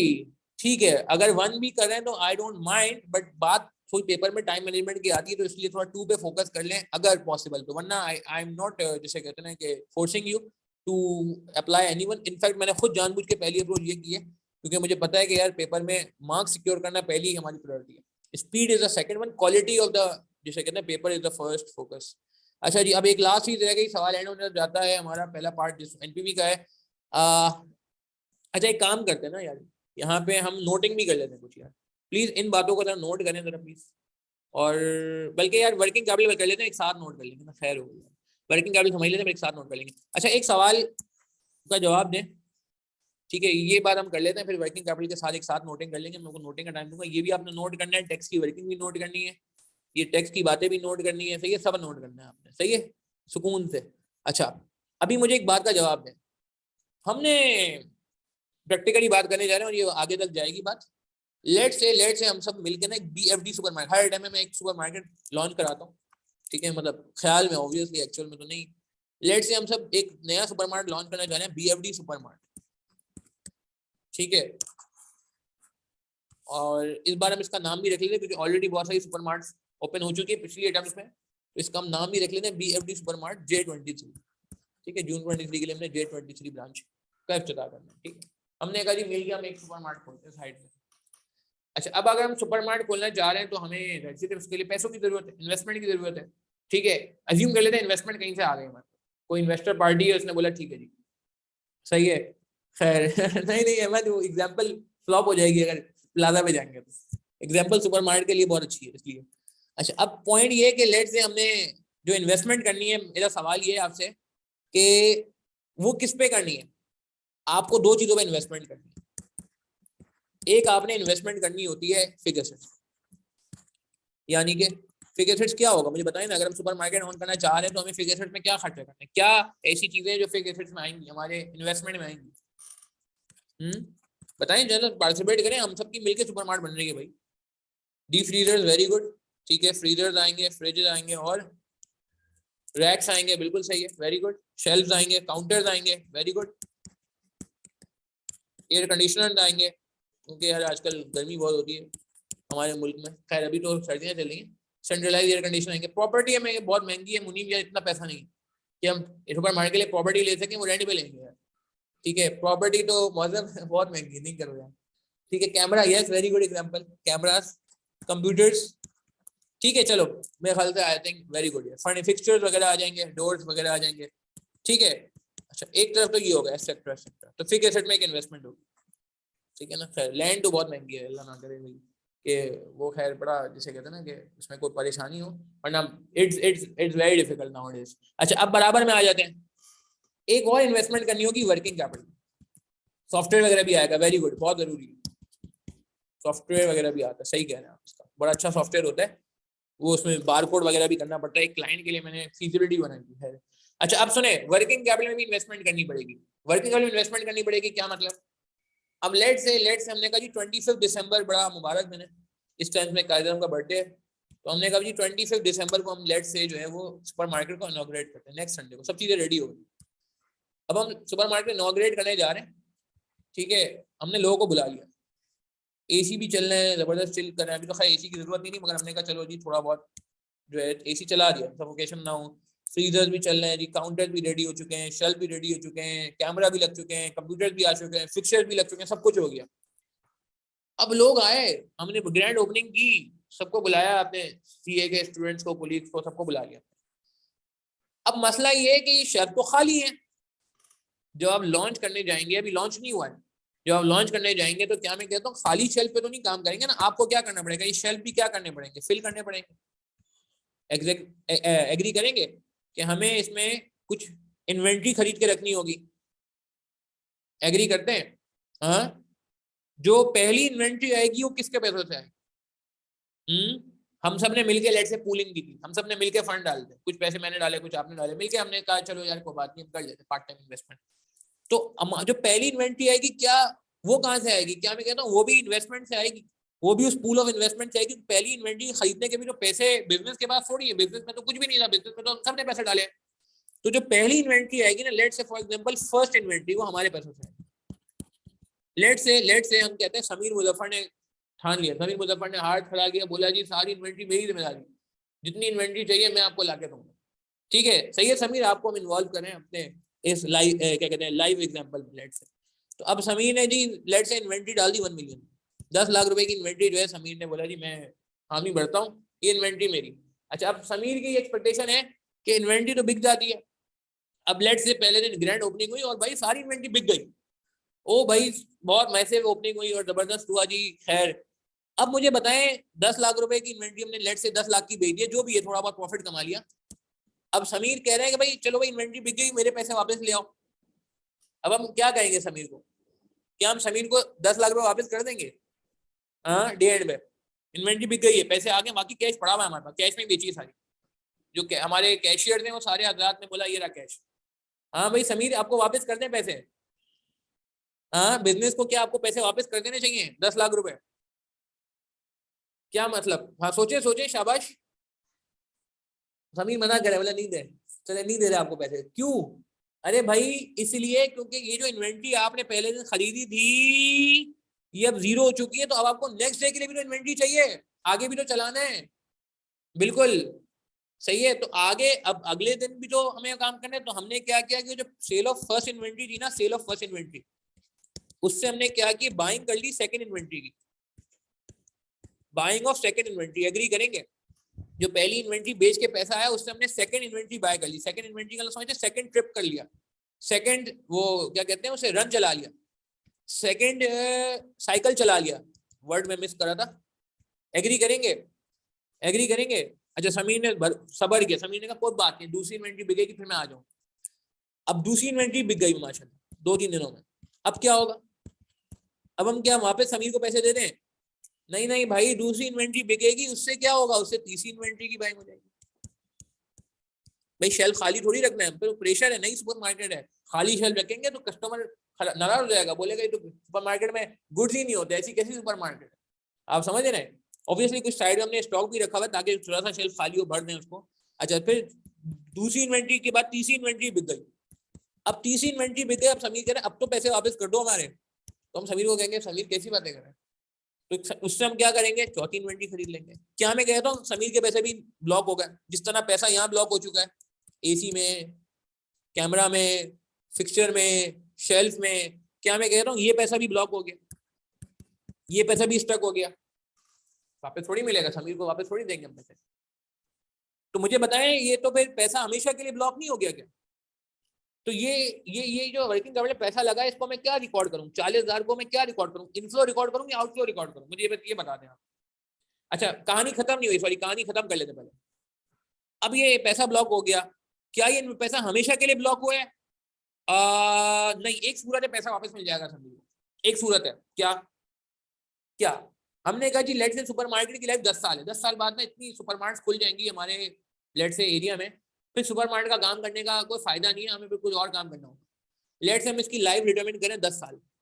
तो क्या मैं कहता हूँ जो आखिरी इन्वेंट्री बिकेगी, आखिरी inventory, sale of last inventory, क्या मैं कहता हूँ जो आखिरी इन्वेंट्री बिकेगी उसके पैसे से हमें कोई बाइंग नहीं करनी, नो फर्दर बाइंग। एग्री करेंगे? हमें कोई साइकिल नहीं चलाना, शट डाउन सेल लग गई। हाँ जी, तो उसके पैसे क्या हम समीर को दे सकते हैं वापस? जवाब दें। सेल ऑफ लास्ट इन्वेंट्री क्या कह सकते हैं, can be given back to owner, ये ओनर अपने साथ ले जाए। ओनर बोलेगा हाँ, क्या ख्याल है? सब्र करना पड़ेगा समीर आपको 10 साल तक, जब तक सुपरमार्केट हमारा चलता रहता है। क्यों? क्योंकि जाहिर सी बात है उस दौरान तो यही होता रहेगा, हर अगली इन्वेंट्री के लिए हमें पैसा चाहिए, हर अगली इन्वेंट्री के लिए पैसा चाहिए, हर अगली इन्वेंट्री के लिए पैसा चाहिए। 10 साल बाद बात करेंगे समीर इस पे खैर, तो बात आ जाए इधर, इधर आ जाए जरा जल्दी से, मुझे बता दें वर्किंग कैपिटल में इन्वेंट्री आ रही होती है तो वर्किंग कैपिटल का ट्रीटमेंट क्या बना इस लॉजिक से? ये जो मैंने आपको पूरी कहानी सुनाई, ठीक है, अब इसका मुझे ट्रीटमेंट आप बता दें यार, मैं नहीं बताऊंगा, आप बताएंगे। इस 40,000 का ट्रीटमेंट क्या करेंगे? इनफ्लो रिकॉर्ड करें, आउटफ्लो रिकॉर्ड करें, कब रिकॉर्ड करें, कब ना रिकॉर्ड करें, मुझे बस ये बता दें। अच्छा, ये इन्वेंट्री कब चाहिए? एयर 0 पे चाहिए, एयर 1 पे चाहिए? मोनेस मुश्तबा आपसे सवाल है, क्योंकि आपका कमेंट मैंने पढ़ा है तो मुझे लग रहा है कि इसमें ट्विकिंग की जरूरत है। क्या ये इन्वेंट्री हमें एयर 0 पे चाहिए, एयर 1 पे चाहिए? मोनेस आपका क्या ख्याल है?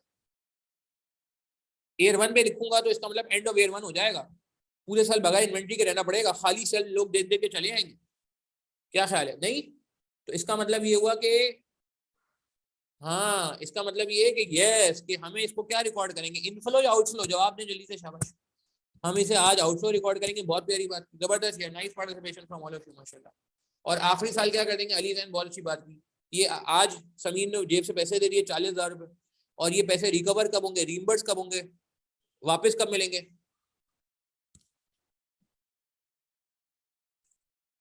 Is this fine? Are we clear? ठीक है, अब वो दोस्त वापस आ गया, दोस्त वापस आ गया। दोस्त कह रहा है यार ये क्या आपने मजाक लगा रखा है, माइनस करें प्लस करें? भाई नहीं रिकॉर्ड करना, जीरो हो गया है इफेक्ट, -0 और +0, ये तो सॉरी -40 और +40, ये तो जीरो हो गया, तो हम उसको क्या समझाएंगे? अच्छा, समीर को भी हम यही बोल रहे हैं, समीर क्या नुकसान हुआ यार, पैसे तो वापस मिल गए। समीर को जब 10 साल बाद पैसे वापस मिल गए ना, 10 लाख रुपए, Sameer head of face, Sameer said यार, मतलब सॉरी फॉर दैट, मतलब मैं एक से समझाने के लिए थोड़ा ह्यूमर ऐड कर रहा हूँ। तो हम समीर को कह रहे हैं समीर को मसला थोड़ी 10 लाख दिए थे, दिलो 10 लाख रुपए वापस आ गए। तो समीर का रिएक्शन क्या होगा? समीर का बहुत वैलिड रिएक्शन है और जेन्युइन रिएक्शन है। क्यों? समीर ने कहा भाई बात ये है कि जब आपने मुझसे 10 लाख रुपए लिए थे ना, तो उस वक्त ना 10 लाख रुपए की लेट से कोई गाड़ी आ जाती थी, ऑल्टो, लेट से, ठीक है। अब 10 साल बाद जो है ना, 10 लाख रुपए में मुझे लग रहा है शायद मोटरसाइकिल आएगी, ठीक है। हम हंसने लगे, हमने कहा यार समीर बात तो वैलिड है। इसका मतलब ये हुआ कि पैसे की value on a serious note क्या हो गई है? डिक्रीज हो गई। सही है ना? जो 40,000 रुपए आज आपने लगाए, इसकी वैल्यू आज 40,000 ही है, मगर जब 5 साल बाद आपको कोई 40,000 देगा तो वो 40,000 नहीं होगा, वो शायद 20-22 हजार रुपए रह जाएगी वैल्यू। सही है ना? Time value money. ये हमने दोस्त को बोला, प्यारे दोस्त, ये जो है ना, इस वजह से हमने इसको अलग अलग रिकॉर्ड किया, वरना हम अलग अलग रिकॉर्ड नहीं करेंगे तो फिर जो है गड़बड़ हो जाएगी। ठीक है जी, ये क्लियर हो गया। ये भी समरी में मैं आपको अभी दिखा दूंगा, तो फाइनल कर लेते हैं। 940 हमारे पास वर्किंग ये आ गया है, इसको नेट करें, इसको मैं रिमूव कर दूं अगर ये कंफ्यूज कर रहा है तो। अगर आपको ये फिगर कंफ्यूज करिए तो मैं इसको हटा दूं। अच्छा, पेपर में इस तरीके से शरीफ तरीके से काटने की जरूरत नहीं होती है। एक बात करूँगा, बहुत सारे लोगों को आदत होती है कि जब तक छुप ना जाए ना, कलरिंग पूरी ना हो जाए, तब तक मजा नहीं आता। पेपर में अगर आपको कोई चीज काटनी हो, खुदा ना खासा किसी वजह से, तो just single line will be enough. Examiner समझदार होता है इतना, ठीक है, इतना विजिबल उसको होता है, वो एक सिंगल लाइन से समझ जाएगा। बट लेट से अगर आपको अभी अजीब सा लग रहा है या कंफ्यूजन होगी तो मैं इसको रिमूव कर देता हूँ, अगर आप कहें तो। ये चलो लिखा रहने देते, इसी तरह आप लिख के काट देना, ताकि आपको याद रहे कि भाई डायरेक्ट नहीं निकालना था, अलग से निकालना था। अच्छा, फाइनली कंक्लूड करने जाएंगे, जल्दी बता दें मुझे क्या फिगर बन जाएगी प्लीज। 940 आ रहा है, डिस्काउंट रेट शायद 7% है आई थिंक हमारा। क्लियर है भाई वर्किंग कैपिटल की बात? अच्छा, समरी में भी ये बात लिखी हुई नजर आएगी आपको, जब आपको समरी लिखवाई जाएगी तो वर्किंग कैपिटल पे भी हम बात कर लेंगे कि वर्किंग कैपिटल का ट्रीटमेंट क्या होता है। Working capital will B recorded as outflow in year 0 and then will be recorded as inflow in the last year। आखिरी साल हम इसको इनफ्लो रिकॉर्ड कर देंगे, उससे पहले आउटफ्लो रिकॉर्ड होगी। ये बड़ी प्यारी समरी है, मैं इसको अभी जो है वो आपसे शेयर भी करता हूँ, ठीक है। एक साथ हम शेयर करते हैं, पहले सवाल को कंप्लीट कर लेते हैं, एक टेम्पो पे बात हो रही है जी। फिगर बता दें भाई थोड़ा सा आप लोग। कैलकुलेटर मुझे निकालना पड़ेगा, मुझे लग रहा है आप भी निकालें कैलकुलेटर, मैं भी निकालता हूँ कैलकुलेटर। अच्छा जी, कैलकुलेटर क्या बना भाई? जी भैया, 940 आ रहा है, ये 65 70 -727 + 150 188। ठीक है जी, चेक कर ले यार, कोई गलती अगर हो रही होगी तो हम इसको मिलके अमेंड कर लेंगे। 220.5, फिर जरा इसको देख लेते हैं। 188 90 माइनस 19.5 प्लस 150। बिल्कुल समरी में अभी आपको देता हूँ, सब आपने नोट करना है। जैसे मैंने पहले भी कहा था कि हमारी कोशिश ये होती है कि यार आप साथ साथ ही नोट करें ना, वो डिले हो जाएगा तो डिले हो जाएगा, पड़ी रह जाएगी आपके मोबाइल पे। अगर तस्वीर लेंगे तो वो लैपटॉप पे मोबाइल पे पड़ी रह जाएगी, कोई फायदा नहीं।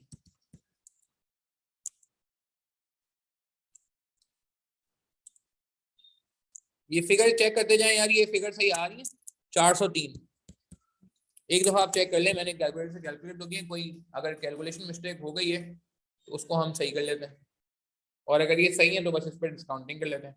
940 आ रहा है, 188 आ रहा है, 220.5 आ रहा है, 188 आ रहा है, 220.5 और 403। अच्छा, इसका सोल्यूशन वैसे हैंडआउट में भी मौजूद है, ठीक है, आप वो कर सकते। अच्छा, इसको वो भी कर लेते हैं, क्या नाम है इसका, अल्लाह वाला करे आपका, क्या कहते हैं उसे, डिस्काउंटिंग कर लें तो डिस्काउंट ओके है सारी। चलो बढ़िया, thank you Sameer. Sameer I hope you don't mind यार, सॉरी अगर तुम इसमें हार्ट लगाओ, मैंने कहा ऐसे ही यार, चलो क्या कहते हैं, इसमें हम एक एग्जांपल ऐड कर लेते हैं। अच्छा, 7% divide by 1.07 divide by 1.07 square, ठीक है, 1.073, 1.07 की पावर 4, 1.07 की पावर 5, तो 940 हो गया ये। Thank you Sameer. आगे भी जरा मुझे बताते जाएं, हम कैलकुलेटर से कैलकुलेट कर सकते हैं क्या क्या बन रहा है हमारे पास।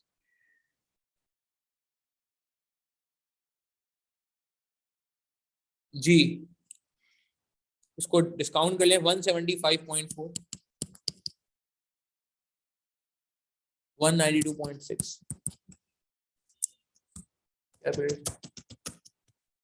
कैलकुलेटर चलाएं जरा, 152.4,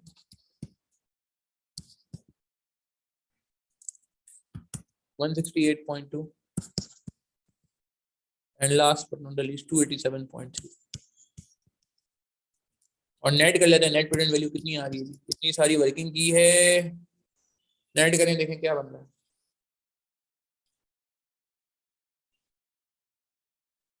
ये हमारा पहला पार्ट अल्हम्दुलिल्लाह कवर होने जा रहा है, ऑलमोस्ट एंड पे हम।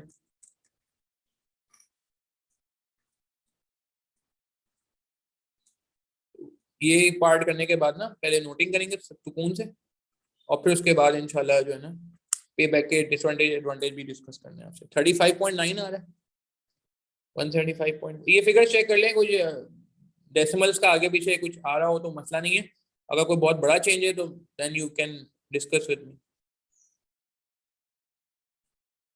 35.9, 36 आ रही है, तो सॉरी नेगेटिव आ रही है, पॉजिटिव आ रही है, पॉजिटिव आ रही है 36,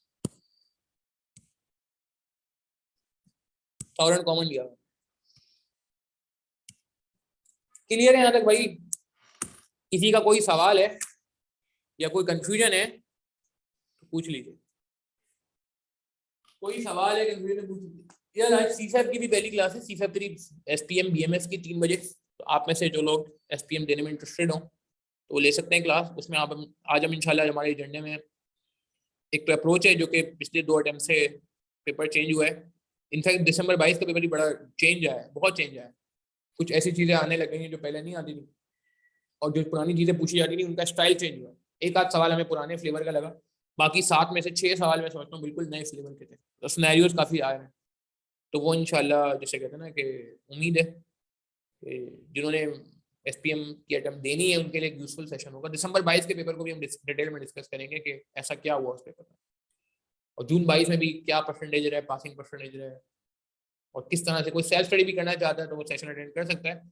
सेल्फ स्टडी वालों के लिए भी एक गाइडेंस, एक रोड मैप जो है वो हमने रेडी किया हुआ है, तो वो उसको फॉलो करके अपनी तैयारी कर सकते हैं इंशाल्लाह। 3 बजे आज सेशन है, मैं और सर अरीब जो मेरे साथ शेयर करते हैं एसपीएम, हम दोनों मिलकर क्लास कंडक्ट करेंगे इंशाल्लाह। अच्छा जी, बिल्कुल ले सकते हैं जी, नो इश्यूज। ऐसा भी कर सकते हैं अहमद कि आप अभी ले लें क्लासेस, सॉरी इंट्रो सेशन ले लें, और बाकी आप जो है वो आपकी जब अटेम्प्ट तो दिसंबर 23 उससे पहले आप डिसाइड कर लें। नो इश्यूज एट ऑल यार, ओपन फॉर ऑल है सेशन। और ये पूरा, बल्कि ये बीएफडी के भी डेमो चल रहे हैं, कोई ऐसा मसला नहीं है। आप ये दिसंबर का मंथ, ऑलमोस्ट दिसंबर के लास्ट वीक तक भी मुझे उम्मीद है इंशाल्लाह कि डेमो हमारा ओपन ही रहेगा, तो आप यूज कर सकते हो 25-30 दिसंबर तक भी। बीएफडी में भी डेमोज अलाउ हैं, आपके कोई दोस्त वगैरह हो जो इंटरेस्टेड हो बीएफडी में, अप्रोच आपके सामने है, जिस तरह से लेके चल रहे हैं इंशाल्लाह इसी तरह लेके चलते रहेंगे। बाकी आप फीडबैक भी लेते रहें और स्टूडेंट से जिन्होंने हमसे पढ़ा है। तो बीएफडी के भी डेमोज अवेलेबल है, एफपीएमटी भी अवेलेबल है, कोई समस्या नहीं है। ठीक है जी, अच्छा आगे बढ़ेंगे, नोट करें जरा इसको प्लीज। अच्छा अब नोटिंग करने के लिए मैं आपको ये कहूंगा कि आप पहले यार इसको नोट कर लें, ये जो लेफ्ट हैंड पे बुलेट्स हैं इनको भी नोट कर लें, क्योंकि ये हमारे सोल्यूशन का पार्ट है, ऑफिशियल सोल्यूशन का पार्ट है। तो काइंडली पहले आप ये साइड नोट कर लें, ठीक है, ये जो बुलेट्स है ये स्ट्रक्चर नोट कर लें, फिर मैं आपको स्क्रीन दिखाता हूँ। ठीक है, किसी का कोई सवाल है, कंफ्यूजन है, पूछ सकते हैं, कोई ऐसा मसला नहीं, पूछ लें, डिस्कस कर लें, क्योंकि ये एक हमने सेट कर लिया फॉर्मेट। अगेन मतलब हर सवाल में ये फॉर्मेट नहीं होगा, मगर मोरलेस ये सारी बातें हर सवाल में आ रही होंगी। Depreciation, working capital, taxation, advance कभी आता है कभी नहीं आता, एडबैक, ठीक है। फिर आगे जाके आएंगे, थोड़ा सा आगे जाएंगे, इन्फ्लेशन आ जाएगी, एनओटीज आएंगी, परपेचुइटीज आएंगी, तो वो फिर आहिस्ता आहिस्ता थोड़ा सा फ्लेवर ऐड होता जाएगा। ठीक है, चले नोट करें जल्दी से प्लीज इसको, फिर हम बात को आगे बढ़ा। देखें ये बात पहले भी की गई है कि रजिस्टर आपका एसेट है और आपको ये सिर्फ बीएफडी में हेल्प नहीं करेगा, इंशाल्लाह एमएसएडी में भी हेल्प करेगा। तो इसको कोशिश करें बहुत अच्छा बनाएं, और रिवीजन में भी आपको बहुत ही ज्यादा मतलब बीएफडी के आखिर के जो हफ्ता होता है, आखिर के 2-4 दिन होते हैं जिसमें समझ नहीं आ रहा था क्या करना चाहिए, तो वहाँ ही आपको रजिस्टर बहुत ज्यादा हेल्प प्रोवाइड करता है। इनफैक्ट टेस्ट की प्रिपरेशन में भी आप हेल्प करेगा। तो आप कोशिश करें कोई चीज़ मिस ना करें, और पूरे सेशन में आपने इंश्योर करना है कि क्लासेस के साथ ही आपने नोटिंग करनी है, ताकि कोई डिफरेंस ना आए, ताकि कोई लैग ना आए। ठीक है, अगर अकाउंटिंग डेफिनेशन और टैक्स डेफिनेशन दोनों गिवन हो तो क्या करना चाहिए, इसका क्या जवाब है? बाकी लोग भी सोचें, सवाल अच्छा है मोनिस का, कि अगर दोनों डेफिनेशन गिवन हो, अकाउंटिंग भी और टैक्स भी, तो फिर क्या करना चाहिए? तो उस केस में फिर हम अकाउंटिंग डेफिनेशन को इग्नोर कर देंगे और टैक्स डेफिनेशन पे काम करेंगे। ये बात समरी में भी मैंने आपको अभी जो ना दिखा देनी है, क्योंकि अकाउंटिंग डेफिनेशन किसी काम की नहीं होती, टैक्स डेफिनेशन जो है बिल्कुल काम की होती है। सही कहना है, ऐसा ही किया जाएगा, अकाउंटिंग डेफिनेशन को इग्नोर करके खाली टैक्स डेफिनेशन पे काम किया जाएगा, बिल्कुल।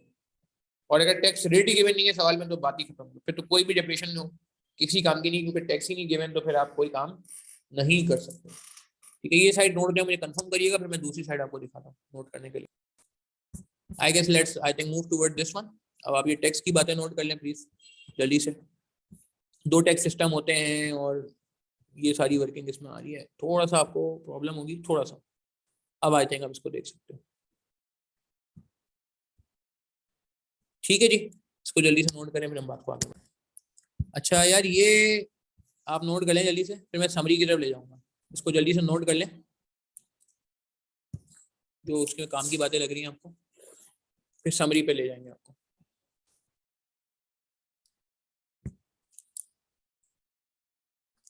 टैक्सेबल पॉइंट 3 होता ना कि एडवांस ये एसीटी, ये अगेन ये आप इसको छोड़ दो, इसको आप ये एडवांस C5 5 में देखेंगे, इसको छोड़ दें। ये होता है अकाउंटिंग प्रॉफिट पे 17% टैक्स लग रहा होता है, अकाउंटिंग प्रॉफिट पे 17% टैक्स लग रहा होता है। तो ये सिर्फ प्रूफ था कि भाई अकाउंटिंग प्रॉफिट किस तरह गेम में आ रहा होता है, मतलब एक्रूवल बेसिस को फॉलो कर रहे होते हैं टैक्स वाले, इसलिए था वो। मगर ये आप लोगों के लिए अभी रेलेवेंट नहीं है। 2 पॉइंट भी अगर आपको समझ आ गए ना, एक भी समझ आ गया तो एक, पहले तो मैं सिर्फ एक बताता था, तो मैं फिर आपको 2-2 3-3 बनाने लग गया हूँ।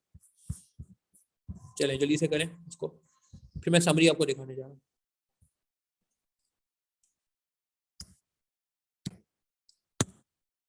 अच्छा इस समरी पे आ जाते हैं, ये आप काइंडली समरी स्टार्ट करें नोट करना। मैं इसको अभी रीड भी कर दूंगा, पहले स्टार्ट करें, बात करता हूँ इस पर।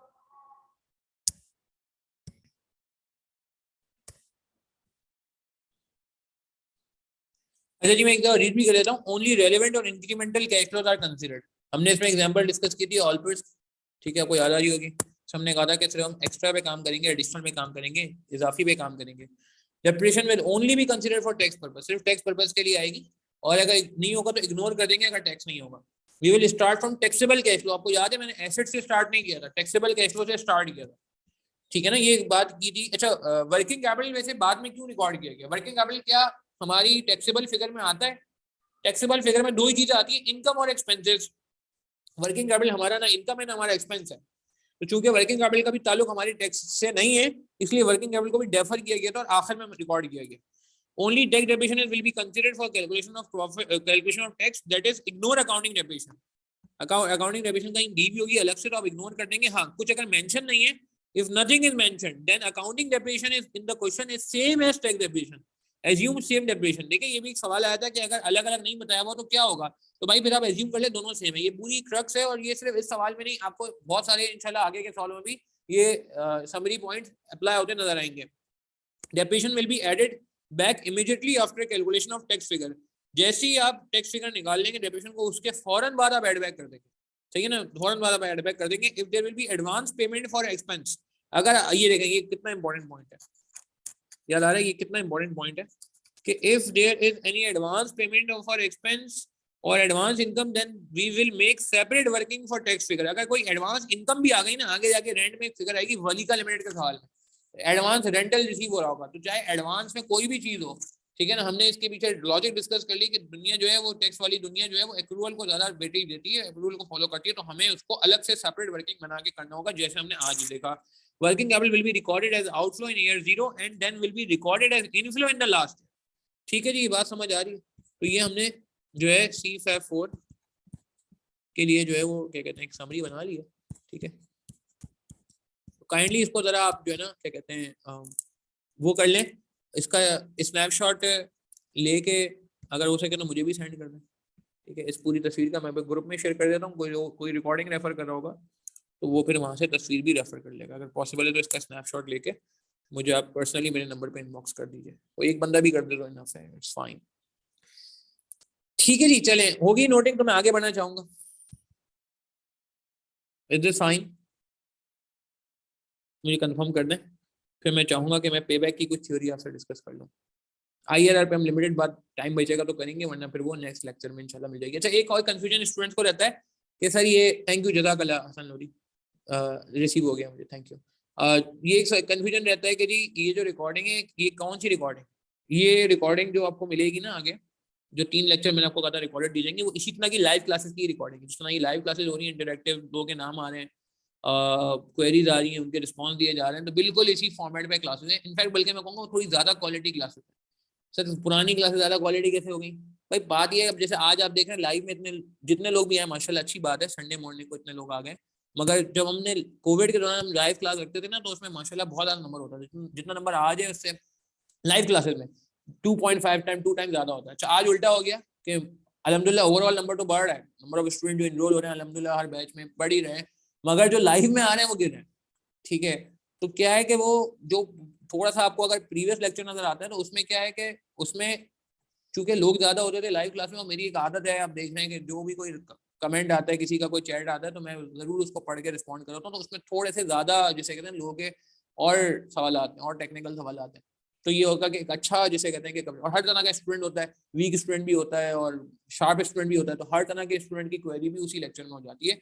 अभी भी मैं कहूँगा आज अच्छा नंबर आया माशाल्लाह, एज कम्पेयर टू जो नॉर्मली लाइव क्लासेस में हम देख रहे होते हैं कि इसका हाफ नंबर होता है, इवन डिस्पाइट वो है, वो अलग बात है कि रिकॉर्डेड की हमें एक आदत पड़ गई है, तो अब आई गेस मेरे ख्याल से 5% बच्चा भी जो है वो मेरे ख्याल से लाइव में नहीं आ रहा होता हमारे पास, ठीक है, बाकी 95% बच्चा रिकॉर्डेड देख रहा होता है। अच्छा, रिकॉर्डेड के लिए मैंने आपको बताया कि आपको वो हमारा एक फॉलोअप का सिस्टम नजर आएगा, अभी तो आपने स्टार्ट किया है, 2 हफ्ते बाद इंशाल्लाह एक एडमिन की तरफ से मैसेज आएगा आपको, और जो पहले से एनरोल है उनको शायद अभी इसी हफ्ते मैसेज आ जाए कि भाई कितने लेक्चर कवर कर लिए, कितने रहते हैं, डेडलाइन क्या है, तो उससे एक थोड़ा सा हम समझते हैं प्रेशर रहता है।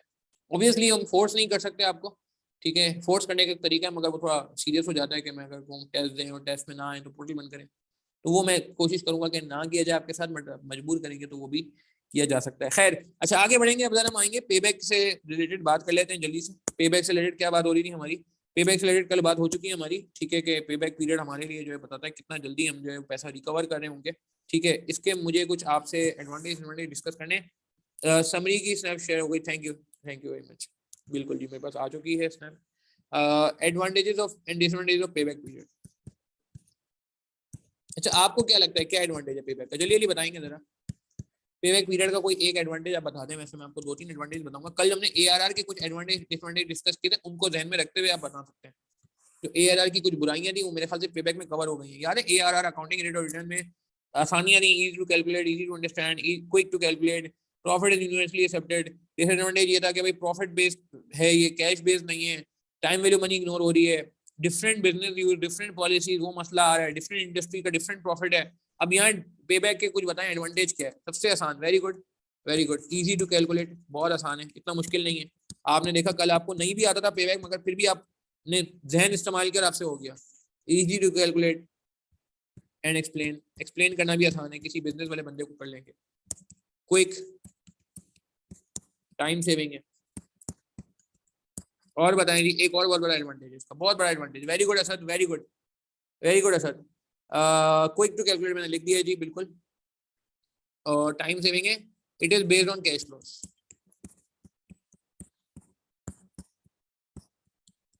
It is based on cash flow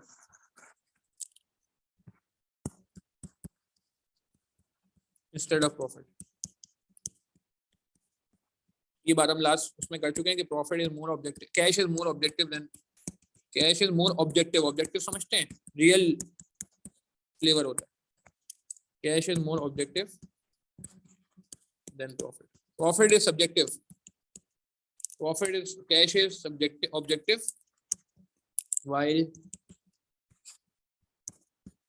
while profit is subjective।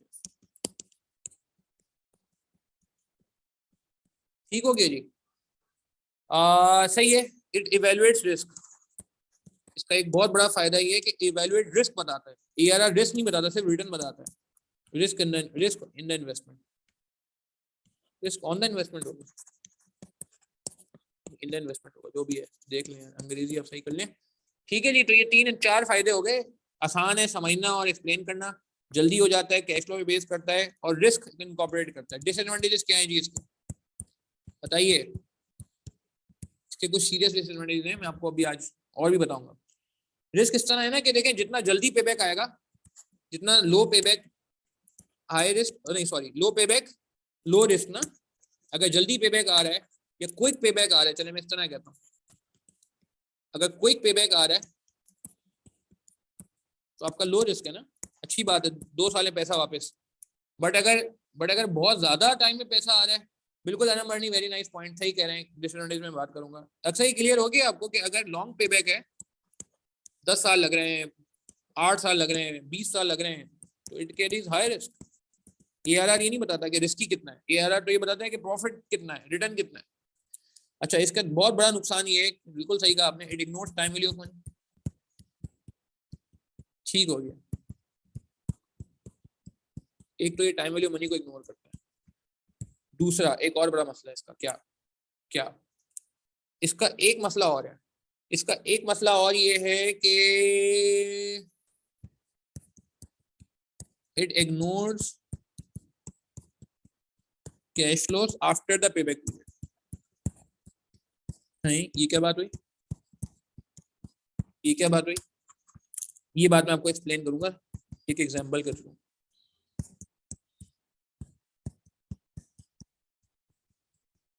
Illustration के थ्रू, ठीक है। It ignores cash flows after the payback period, यानी कि पेबैक पीरियड के बाद की कहानी को ये टाटा बाय बाय कर देता है। ठीक है, कैसे, इसके लिए एक इलस्ट्रेशन देख लेते हैं। अच्छा, इसी से रिलेटेड है, एक इलस्ट्रेशन के लिए मैं बना लेता हूँ। एक मिनट नोट करने का टाइम देता हूँ, इलस्ट्रेशन एक दफा बना देते हैं।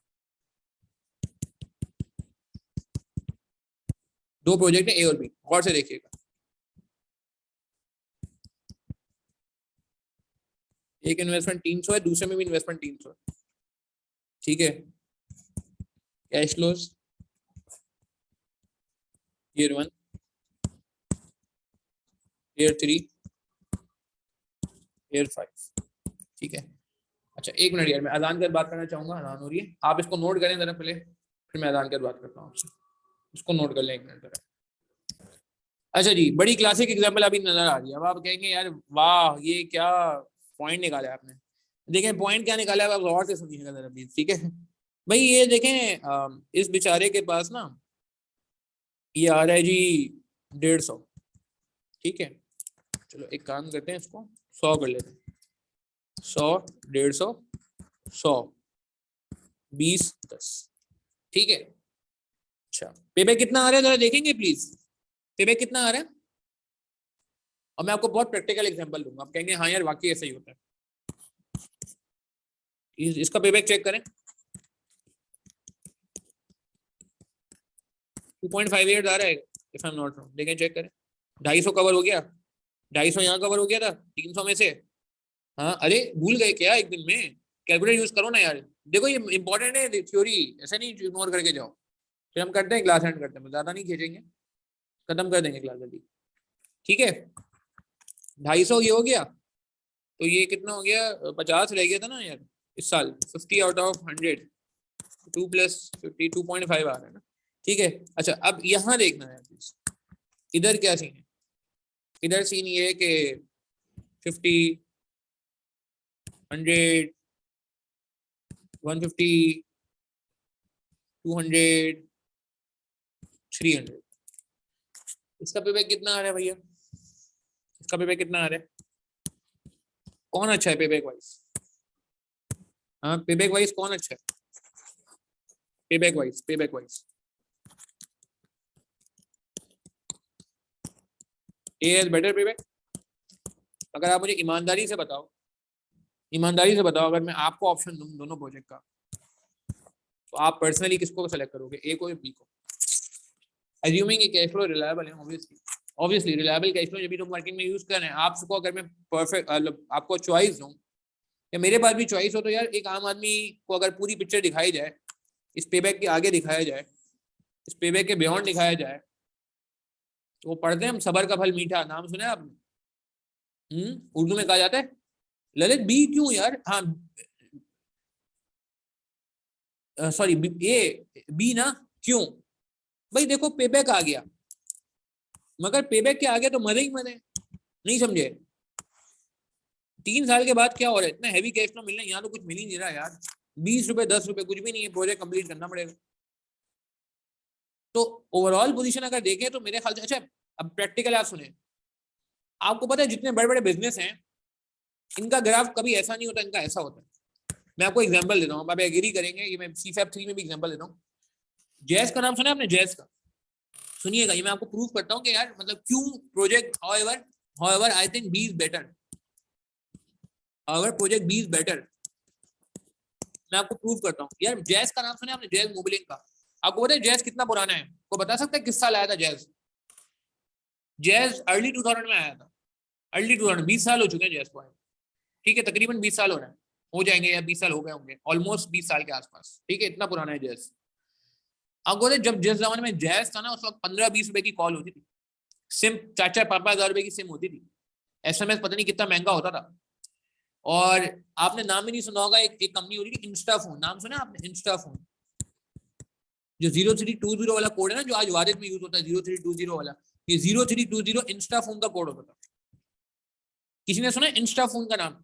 ये बैक इन 2000 अर्ली 2000 बता रहा हूँ मैं आपको। चलो इंस्टाफोन को छोड़ दो, पाकटेल का नाम सुना आपने? पाकटेल, ये इंस्टाफोन पाकिस्तानी कंपनी थी मोबाइल की, ये सेलुलर कंपनी की बात कर रहा हूँ। पाकटेल का नाम सुना आपने? पाकटेल को बाद में किसने एक्वायर किया? जोंग ने। ये जोंग जो है ये ऐसे नहीं आया, जोंग जो है वो समझो एक्वायर, ये पाकटेल का नया नाम, मतलब पाकटेल ने अपना बेच दिया सारा सेटअप जोंग को। जोंग है चाइनीज कंपनी ऑब्वियसली, मगर इसका जो सेटअप है वो पहले पाकटेल का सेटअप था। 0303 जो कोड होता था ना पहले, ये पहले पाकटेल का होता था, बाद में ये जैस को दे दिया गया और जोंग को 0313 दे दिया गया। ये मैं आपको काफी पुरानी डायनामिक बता रहा हूँ। ठीक है बिल्कुल। तो अब कहने का मतलब क्या है कि यार जैज ने ना मतलब बहुत मुश्किल टाइम गुजारा है। ये इंस्टाफोन इसके सामने आगे चला गया, पाकटेल इसके सामने आगे चला गया, जैज डटा रहा। और आप देखें आज जैज मोबिलिंग जो है लार्जेस्ट सेलुलर कंपनी है पाकिस्तान में। ऐसा ही है ना, वारिद को एक्वायर करने के बाद तो लार्जेस्ट हो गया, डिस्प्यूट ही खत्म हो गया। पहले यूफोन और जैज में बड़ा क्लैश होता था। यूफोन कहता था हमारे पास बहुत है, यूफोन फ्री से में बांट रहा होता था, फ्री से में, ओ जी आ जाओ बैठ जाओ, ओ भाई फ्री से में बांट रहे, रोडों पे खड़े होकर लोगों को दे रहे। तो जैज ने क्या किया, वारिद को एक्वायर कर लिया, बोला आ जाओ सामने। तो माय पॉइंट इज कि आप समझ रहे हैं कि यार देखो जो अच्छे जेन्युइन बिजनेस होते हैं ना, उनका कैश फ्लो बाद में ही आता है अच्छा वाला। अगर आपने जज्बात में आके फैसला कर लिया नहीं भी ए बेस्ट है, तो यार जो असल जो कमाने का टाइम था तो आपका रह गया। आपने पढ़ा है सीफैप 3 में की होती है प्रोडक्ट लाइफ साइकिल, नाम सुना है आपने? Product life cycle. तो शुरू में तो आपको लॉसेस बर्दाश्त करने पड़ते हैं यार, शुरू का जो लाइफ साइकिल तो छोटा होता है, मगर जैसे ही आपका वो लाइफ वो क्रिएट हो जाता है, वो क्या कहते हैं ग्रोथ आ जाती है, फिर तो मसला ही नहीं है, फिर तो मसला ही नहीं। बोस्टन मैट्रिक में भी ये बात होती है। खैर मतलब मैं कहीं और ले जाऊंगा आपको अभी फिलहाल, तो क्योंकि थ्योरी मोड में भी मैं चल रहा हूँ आजकल। तो एक और एग्जांपल देता हूँ, अमेजोन का नाम सुना है आपने? हाँ एक सोशल मीडिया पे एक फोटो आई थी तकरीबन कुछ महीनों पहले, पता नहीं आपने देखी नहीं देखी। अमेजोन का ऑफिस कितना बड़ा था, को बता सकता है? अमेजोन इतनी बड़ी ऑर्गेनाइजेशन है आज यार, एक ऐसा ऑफिस था जिसमें एक मेज और एक कुर्सी रखने की जगह थी, शायद मेज भी पूरी रखने की जगह नहीं थी। अगर आपने सोशल मीडिया पे देखी हो कोई पुरानी, बहुत पुरानी 90s की कोई फोटो थी, उसमें उन्होंने बताया था ये अमेजोन का पहला ऑफिस है। तो भाई कहने का मतलब है कि शुरू में तो आपके पास इतने कैश फ्लो नहीं आते हैं, जो असल कैश फ्लो आने शुरू होते हैं वो तो एक लेवल के बाद आने शुरू होते हैं। ठीक है, बिल्कुल बहुत ही छोटा, एक एक एक कुर्सी रखी थी, इसमें बंदा बैठा था और टेबल भी रखने की भी जगह नहीं थी उसमें यार, इतना छोटा रूम था अमेजोन का। बोला उन्होंने जी हमारा पहला ऑफिस है। ठीक है, तो कटिंग लॉन्ग स्टोरी शॉर्ट के यार, ये जो कैश फ्लो होते हैं आफ्टर पेबैक, इनकी हैसियत है, इनकी एक इंपॉर्टेंस है, इनका एक मकाम है। पेबैक पीरियड में क्या होता है, पेबैक आता है बस छोड़ देते हैं, आफ्टर पेबैक इग्नोर, बस पेबैक आ गया हमारा काम खत्म हो गया, ब्रेक इवन आ गया हम रुक गए। तो आप मेरी बात समझिए, लिमिटेशन है ना, ये डिसएडवांटेज है ना इसका। अच्छा एक और डिसएडवांटेज सुनाता हूँ, दिखाता हूँ, इसको नोट कर लीजिएगा चाहे तो, इंपॉर्टेंट इलस्ट्रेशन। एक और इलस्ट्रेशन दिखाता हूँ, बड़ी मजेदार इलस्ट्रेशन। इसमें तो और ज्यादा मतलब जैसे कहते हैं ना कि प्रॉब्लम आता है बच्चों लोगों को प्रैक्टिकली। इन्वेस्टमेंट है 300 की, इन्वेस्टमेंट है 300 की, सुनिएगा बड़ा मजेदार केस है, चटपटा केस है।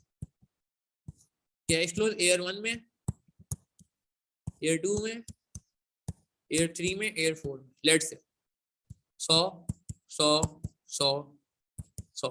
ठीक है, तो यहाँ कैश फ्लो देखिएगा 10 40 250 और 100।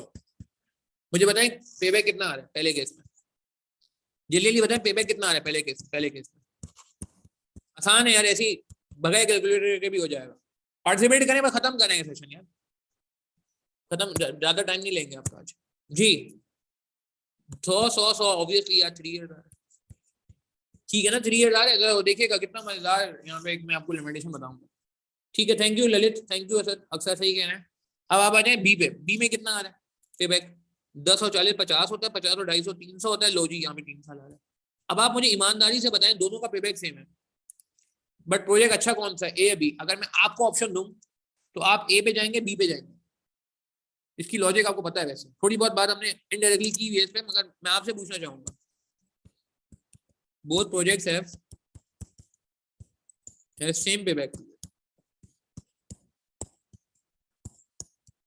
बट प्रोजेक्ट, कौन सा प्रोजेक्ट इन दोनों में से ज्यादा आपके लिए, ए या बी? असद बी क्यों यार, वाई बी? सही कह रहे हैं ललित, मुझे भी ए लग रहा है। हसन लोधी सही कह रहे हैं, अहमद अनम बर्नी सही कह रहे हैं, अलवीना सही कह रहे हैं, बिल्कुल सही है। बोथ प्रोजेक्ट है same payback period but project A is more preferable, why? अब विद इन पेबैक के अंदर ही क्लैश आ रहा है, due to smooth timing of cash flows. यार रिस्क है ना इसमें, जितना आप आगे बढ़ते रहते हैं रिस्क है ना। अगर तीसरे साल हालात खराब हो गए, खुदा ना खासा कोविड आ गया वापस, अल्लाह ना करे, या कोई मसला हो गया, रिसेशन आ गया, तो यार इसको तो, इसने तो 200 वैसे ही निकाल लिए पहले, तो इसको इतना मसला नहीं है, इस बेचारे को मसला होगा ना, इसने तो सिर्फ 50 निकाले हैं। आप मेरी बात समझ रहे हैं, लिक्विडिटी का इशू भी है, very very nice point number नहीं।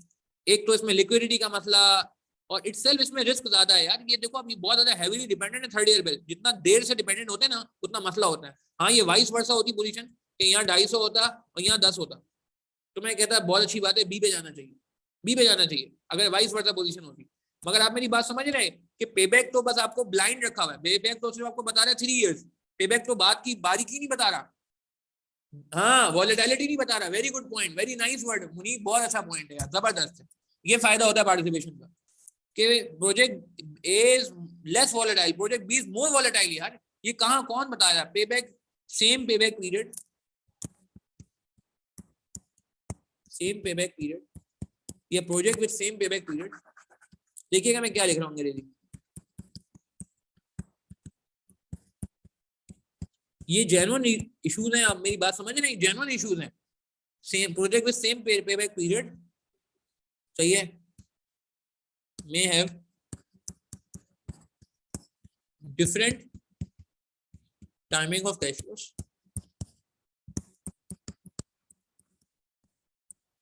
So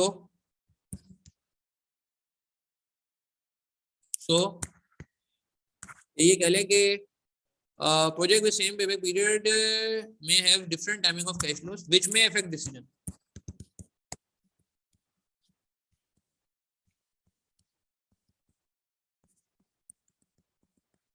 ठीक है ना, आप समझ रहे हैं? तो अजीब सी बात हो गई ना, ठीक है। Project with same payback period may have different timing of cash flow which may affect decision. See illustration 2. It ignores volatility of the project, volatility of cash flows.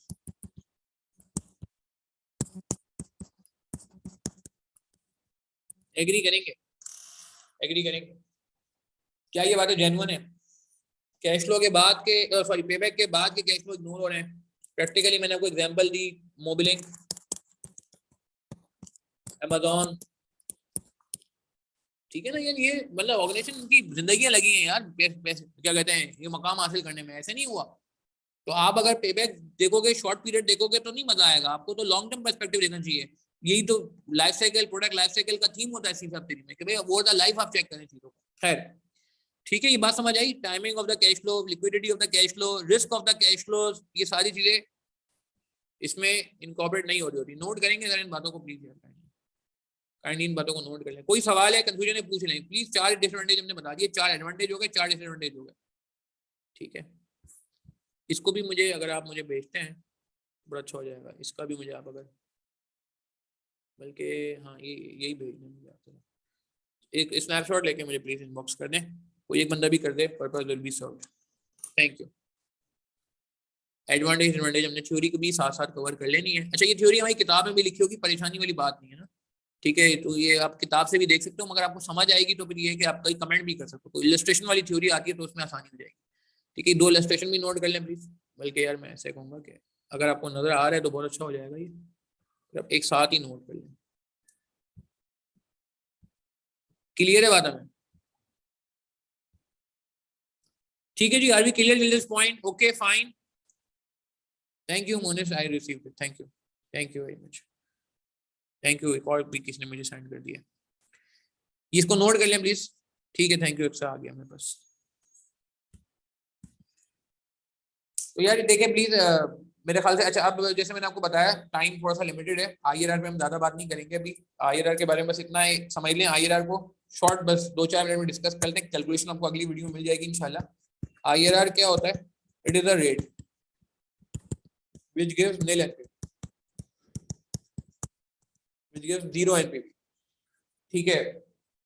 और रिटर्न बताता है, ये रिटर्न बताता है कि कितना रिटर्न हो रहा है, कितना रिटर्न अर्न हो रहा है। एक बात बताएं, 7% पे सरफराज वाले सवाल है, पॉजिटिव एनपीवी आ गई 36 की, आई गेस, ठीक है 36 की 7% पे। तो आप मुझे बताएं 15% पे क्या आएगी? मजीद पॉजिटिव आएगी या कम हो जाएगी या नेगेटिव भी हो सकती है? जितना रेट बढ़ता है उतना प्रेजेंट वैल्यू क्या हो जाती है? ऐसे ही सवाल है मेरा आपसे। जितना हम, हाँ जितना हम रेट बढ़ाते हैं, डिस्काउंटिंग ज्यादा करेंगे, उतना कैश फ्लो की प्रेजेंट वैल्यू कम होगी, छोटी होगी, छोटी होगी। पाकिस्तान में मसला यही आ रहा है, पैसे की वैल्यू इतनी तेजी से गिर रही है, अल्लाह माफ करे, समझ ही नहीं आ रहा क्या हो रहा है। सही है ना? दूसरे कंट्री में, जापान वगैरह में, यूएस वगैरह में इतनी तेजी से नहीं पैसे की वैल्यू गिरती, वहाँ इन्फ्लेशन इतना ज्यादा नहीं, मतलब inflation is one of the factor, but मैं जनरल बात कर रहा हूँ। तो इसका मतलब 15% में चांसेस है कि शायद ये नेगेटिव हो जाए, नेगेटिव हो जाए। तो क्या मैं कह रहा हूँ, दरमियान में कोई ऐसा रेट होगा, लेट से 8%, 9% और 10%, जहां पे एनपीवी जो है ना पॉजिटिव होगी ना नेगेटिव होगी, वहां पे नील होगी, ब्रेक इवन टाइप का सिनेरियो होगा। यहाँ पे नेगेटिव है, यहाँ पे पॉजिटिव है, कोई दरमियान में ऐसा कोई रेट है, ठीक है। लेट से 10%, तो ये 10% इसके अलावा आईआरआर है, जरूरी नहीं 10 है, वो तो आपको निकालना है, वो नेक्स्ट लेक्चर में नजर आ जाएगा। तो ये हमें बताता है। अच्छा, इसका फायदा क्या है, सवाल है, छोटी सी बात करने जा रहा हूँ, बस फिर डिटेल बात नेक्स्ट लेक्चर में हुई होगी। अगर ये लेट से 10% है तो इसका फायदा क्या हुआ? फायदा ये हुआ कि अगर मुल्क में रेट कॉस्ट ऑफ कैपिटल 7 की जगह 12 हो जाए, अगर आप 7 की जगह 12% कॉस्ट ऑफ कैपिटल पहुंच जाओ, तो गारंटीड एनपीवी पॉजिटिव आएगी, नेगेटिव आएगी। अगर 10% आईआरआर है मिसाल के तौर पर, ऐसे ही समझाने के लिए कह रहा हूं, और आपका रेट 12 हो चुका, तो क्या लगता है 12% में definitely for sure without any error अगर हम बात करें, क्या लगता है एनपीवी नेगेटिव आएगी पॉजिटिव आएगी? ऑब्वियसली सोचे ना, अरे पार्टिसिपेट करें, लास्ट मोमेंट चल रहे हैं, बस खत्म करें, नमाज का भी टाइम हो रहा है जी। क्यों? क्योंकि 10% में अगर 0 है तो 10 के ऊपर जो भी रेट होगा उस पर नेगेटिव आएगी, उस पर नेगेटिव आएगी, ठीक है, बिल्कुल सही कह रहे हैं। ठीक है चले इसको यार नेक्स्ट उसमें करेंगे। अच्छा अब आपके पास ये प्लान सुन लें। प्लान ये, मैं आज संडे नाइट को इंशाल्लाह 3 लेक्चर अपलोड कर दूंगा। अच्छा कुछ मैं ना वॉइस नोट भी शेयर करूंगा आपसे, ठीक है ना। तो रिवीजन पर्पस के लिए छोटे छोटे वॉइस नोट बनाए होते हैं मैंने 1.5-2 मिनट के, वो भी मैं इंशाल्लाह आप लोगों से शेयर करूंगा। संडे नाइट को 3 लेक्चर अपलोड हो जाएंगे आज रात को लेट नाइट तक मोस्ट प्रॉब्ली इंशाल्लाह। और आपके पास मंडे से लेके फ्राइडे तक का टाइम होगा इन लेक्चर को देखने के लिए। और ये 3 लेक्चर देख के फिर आप मुझे सैटरडे को लाइव में ज्वाइन करेंगे इन लेक्चर को देखने के बाद, क्योंकि मैं आगे से स्टार्ट करूंगा। आज जहां से छोड़ा वहां से स्टार्ट नहीं करूंगा, अगला लेक्चर वहां से शुरू हो रहा होगा जो आज से जो है छोड़ा जा रहा है। और मैं पहले बता चुका हूँ कि रिकॉर्डेड लेक्चर्स का ही आपको जो है वो मतलब लाइव का ही रिकॉर्डेड दिया जाएगा, कोई अलग से रिकॉर्डेड नहीं है कि मैंने कोई आइसोलेशन में बैठ के जो है वो कोई रिकॉर्डिंग की हो, नहीं। स्टूडेंट टीचर इंटरेक्शन उसमें भी आपको ठीक ठाक इंशाल्लाह नजर आएगा। और कोई क्वेरी होती है तो मैं हमेशा कहता हूँ कि भाई मेरा व्हाट्सअप नंबर आपके पास मौजूद है +0321, कोई क्वेरी हो कंफ्यूजन हो रिकॉर्डेड लेक्चर लेते हुए या ये लाइव लेक्चर लेते हुए कोई चीज बाद में आपको ध्यान में आए तो आप इस नंबर पे मुझे व्हाट्सअप कर सकते हैं। मेरी कोशिश होती है 24 आवर्स मैक्सिमम जो है मैं रिस्पॉन्ड करूँ।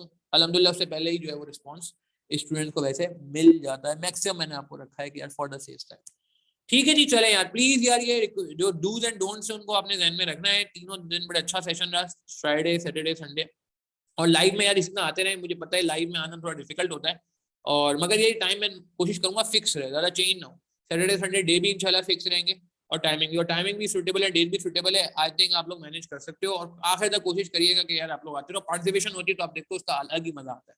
ठीक है चले यहीं तक रखते हैं, अपना ख्याल रखिएगा, प्लीज दुआ में याद रखिएगा। 3 लेक्चर आपने देखने हैं, रजिस्टर वगैरह प्रॉपर मेंटेन करना है। कोई क्वेरी होगी आप मुझसे पूछेंगे, वॉइस नोट में आपसे शेयर करूंगा इंशाल्लाह, आप सुन लीजिएगा एज पर योर कन्वीनियंस। और वो सैटरडे को आपसे मुलाकात होती है इंशाल्लाह सुबह 11:15 बजे। अस्सलाम वालेकुम रहमतुल्लाहि व बरकातुहू। आपको ये चीजें समझ आ रही हो तो आप और लोगों को भी फॉरवर्ड कर सकते हैं लिंक्स वगैरह डेमो के व्हाट्सएप के। जो लोग BFD में इंटरेस्टेड हैं हो सकता है किसी का भला हो जाए। खुदा हाफिज़, अस्सलाम वालेकुम।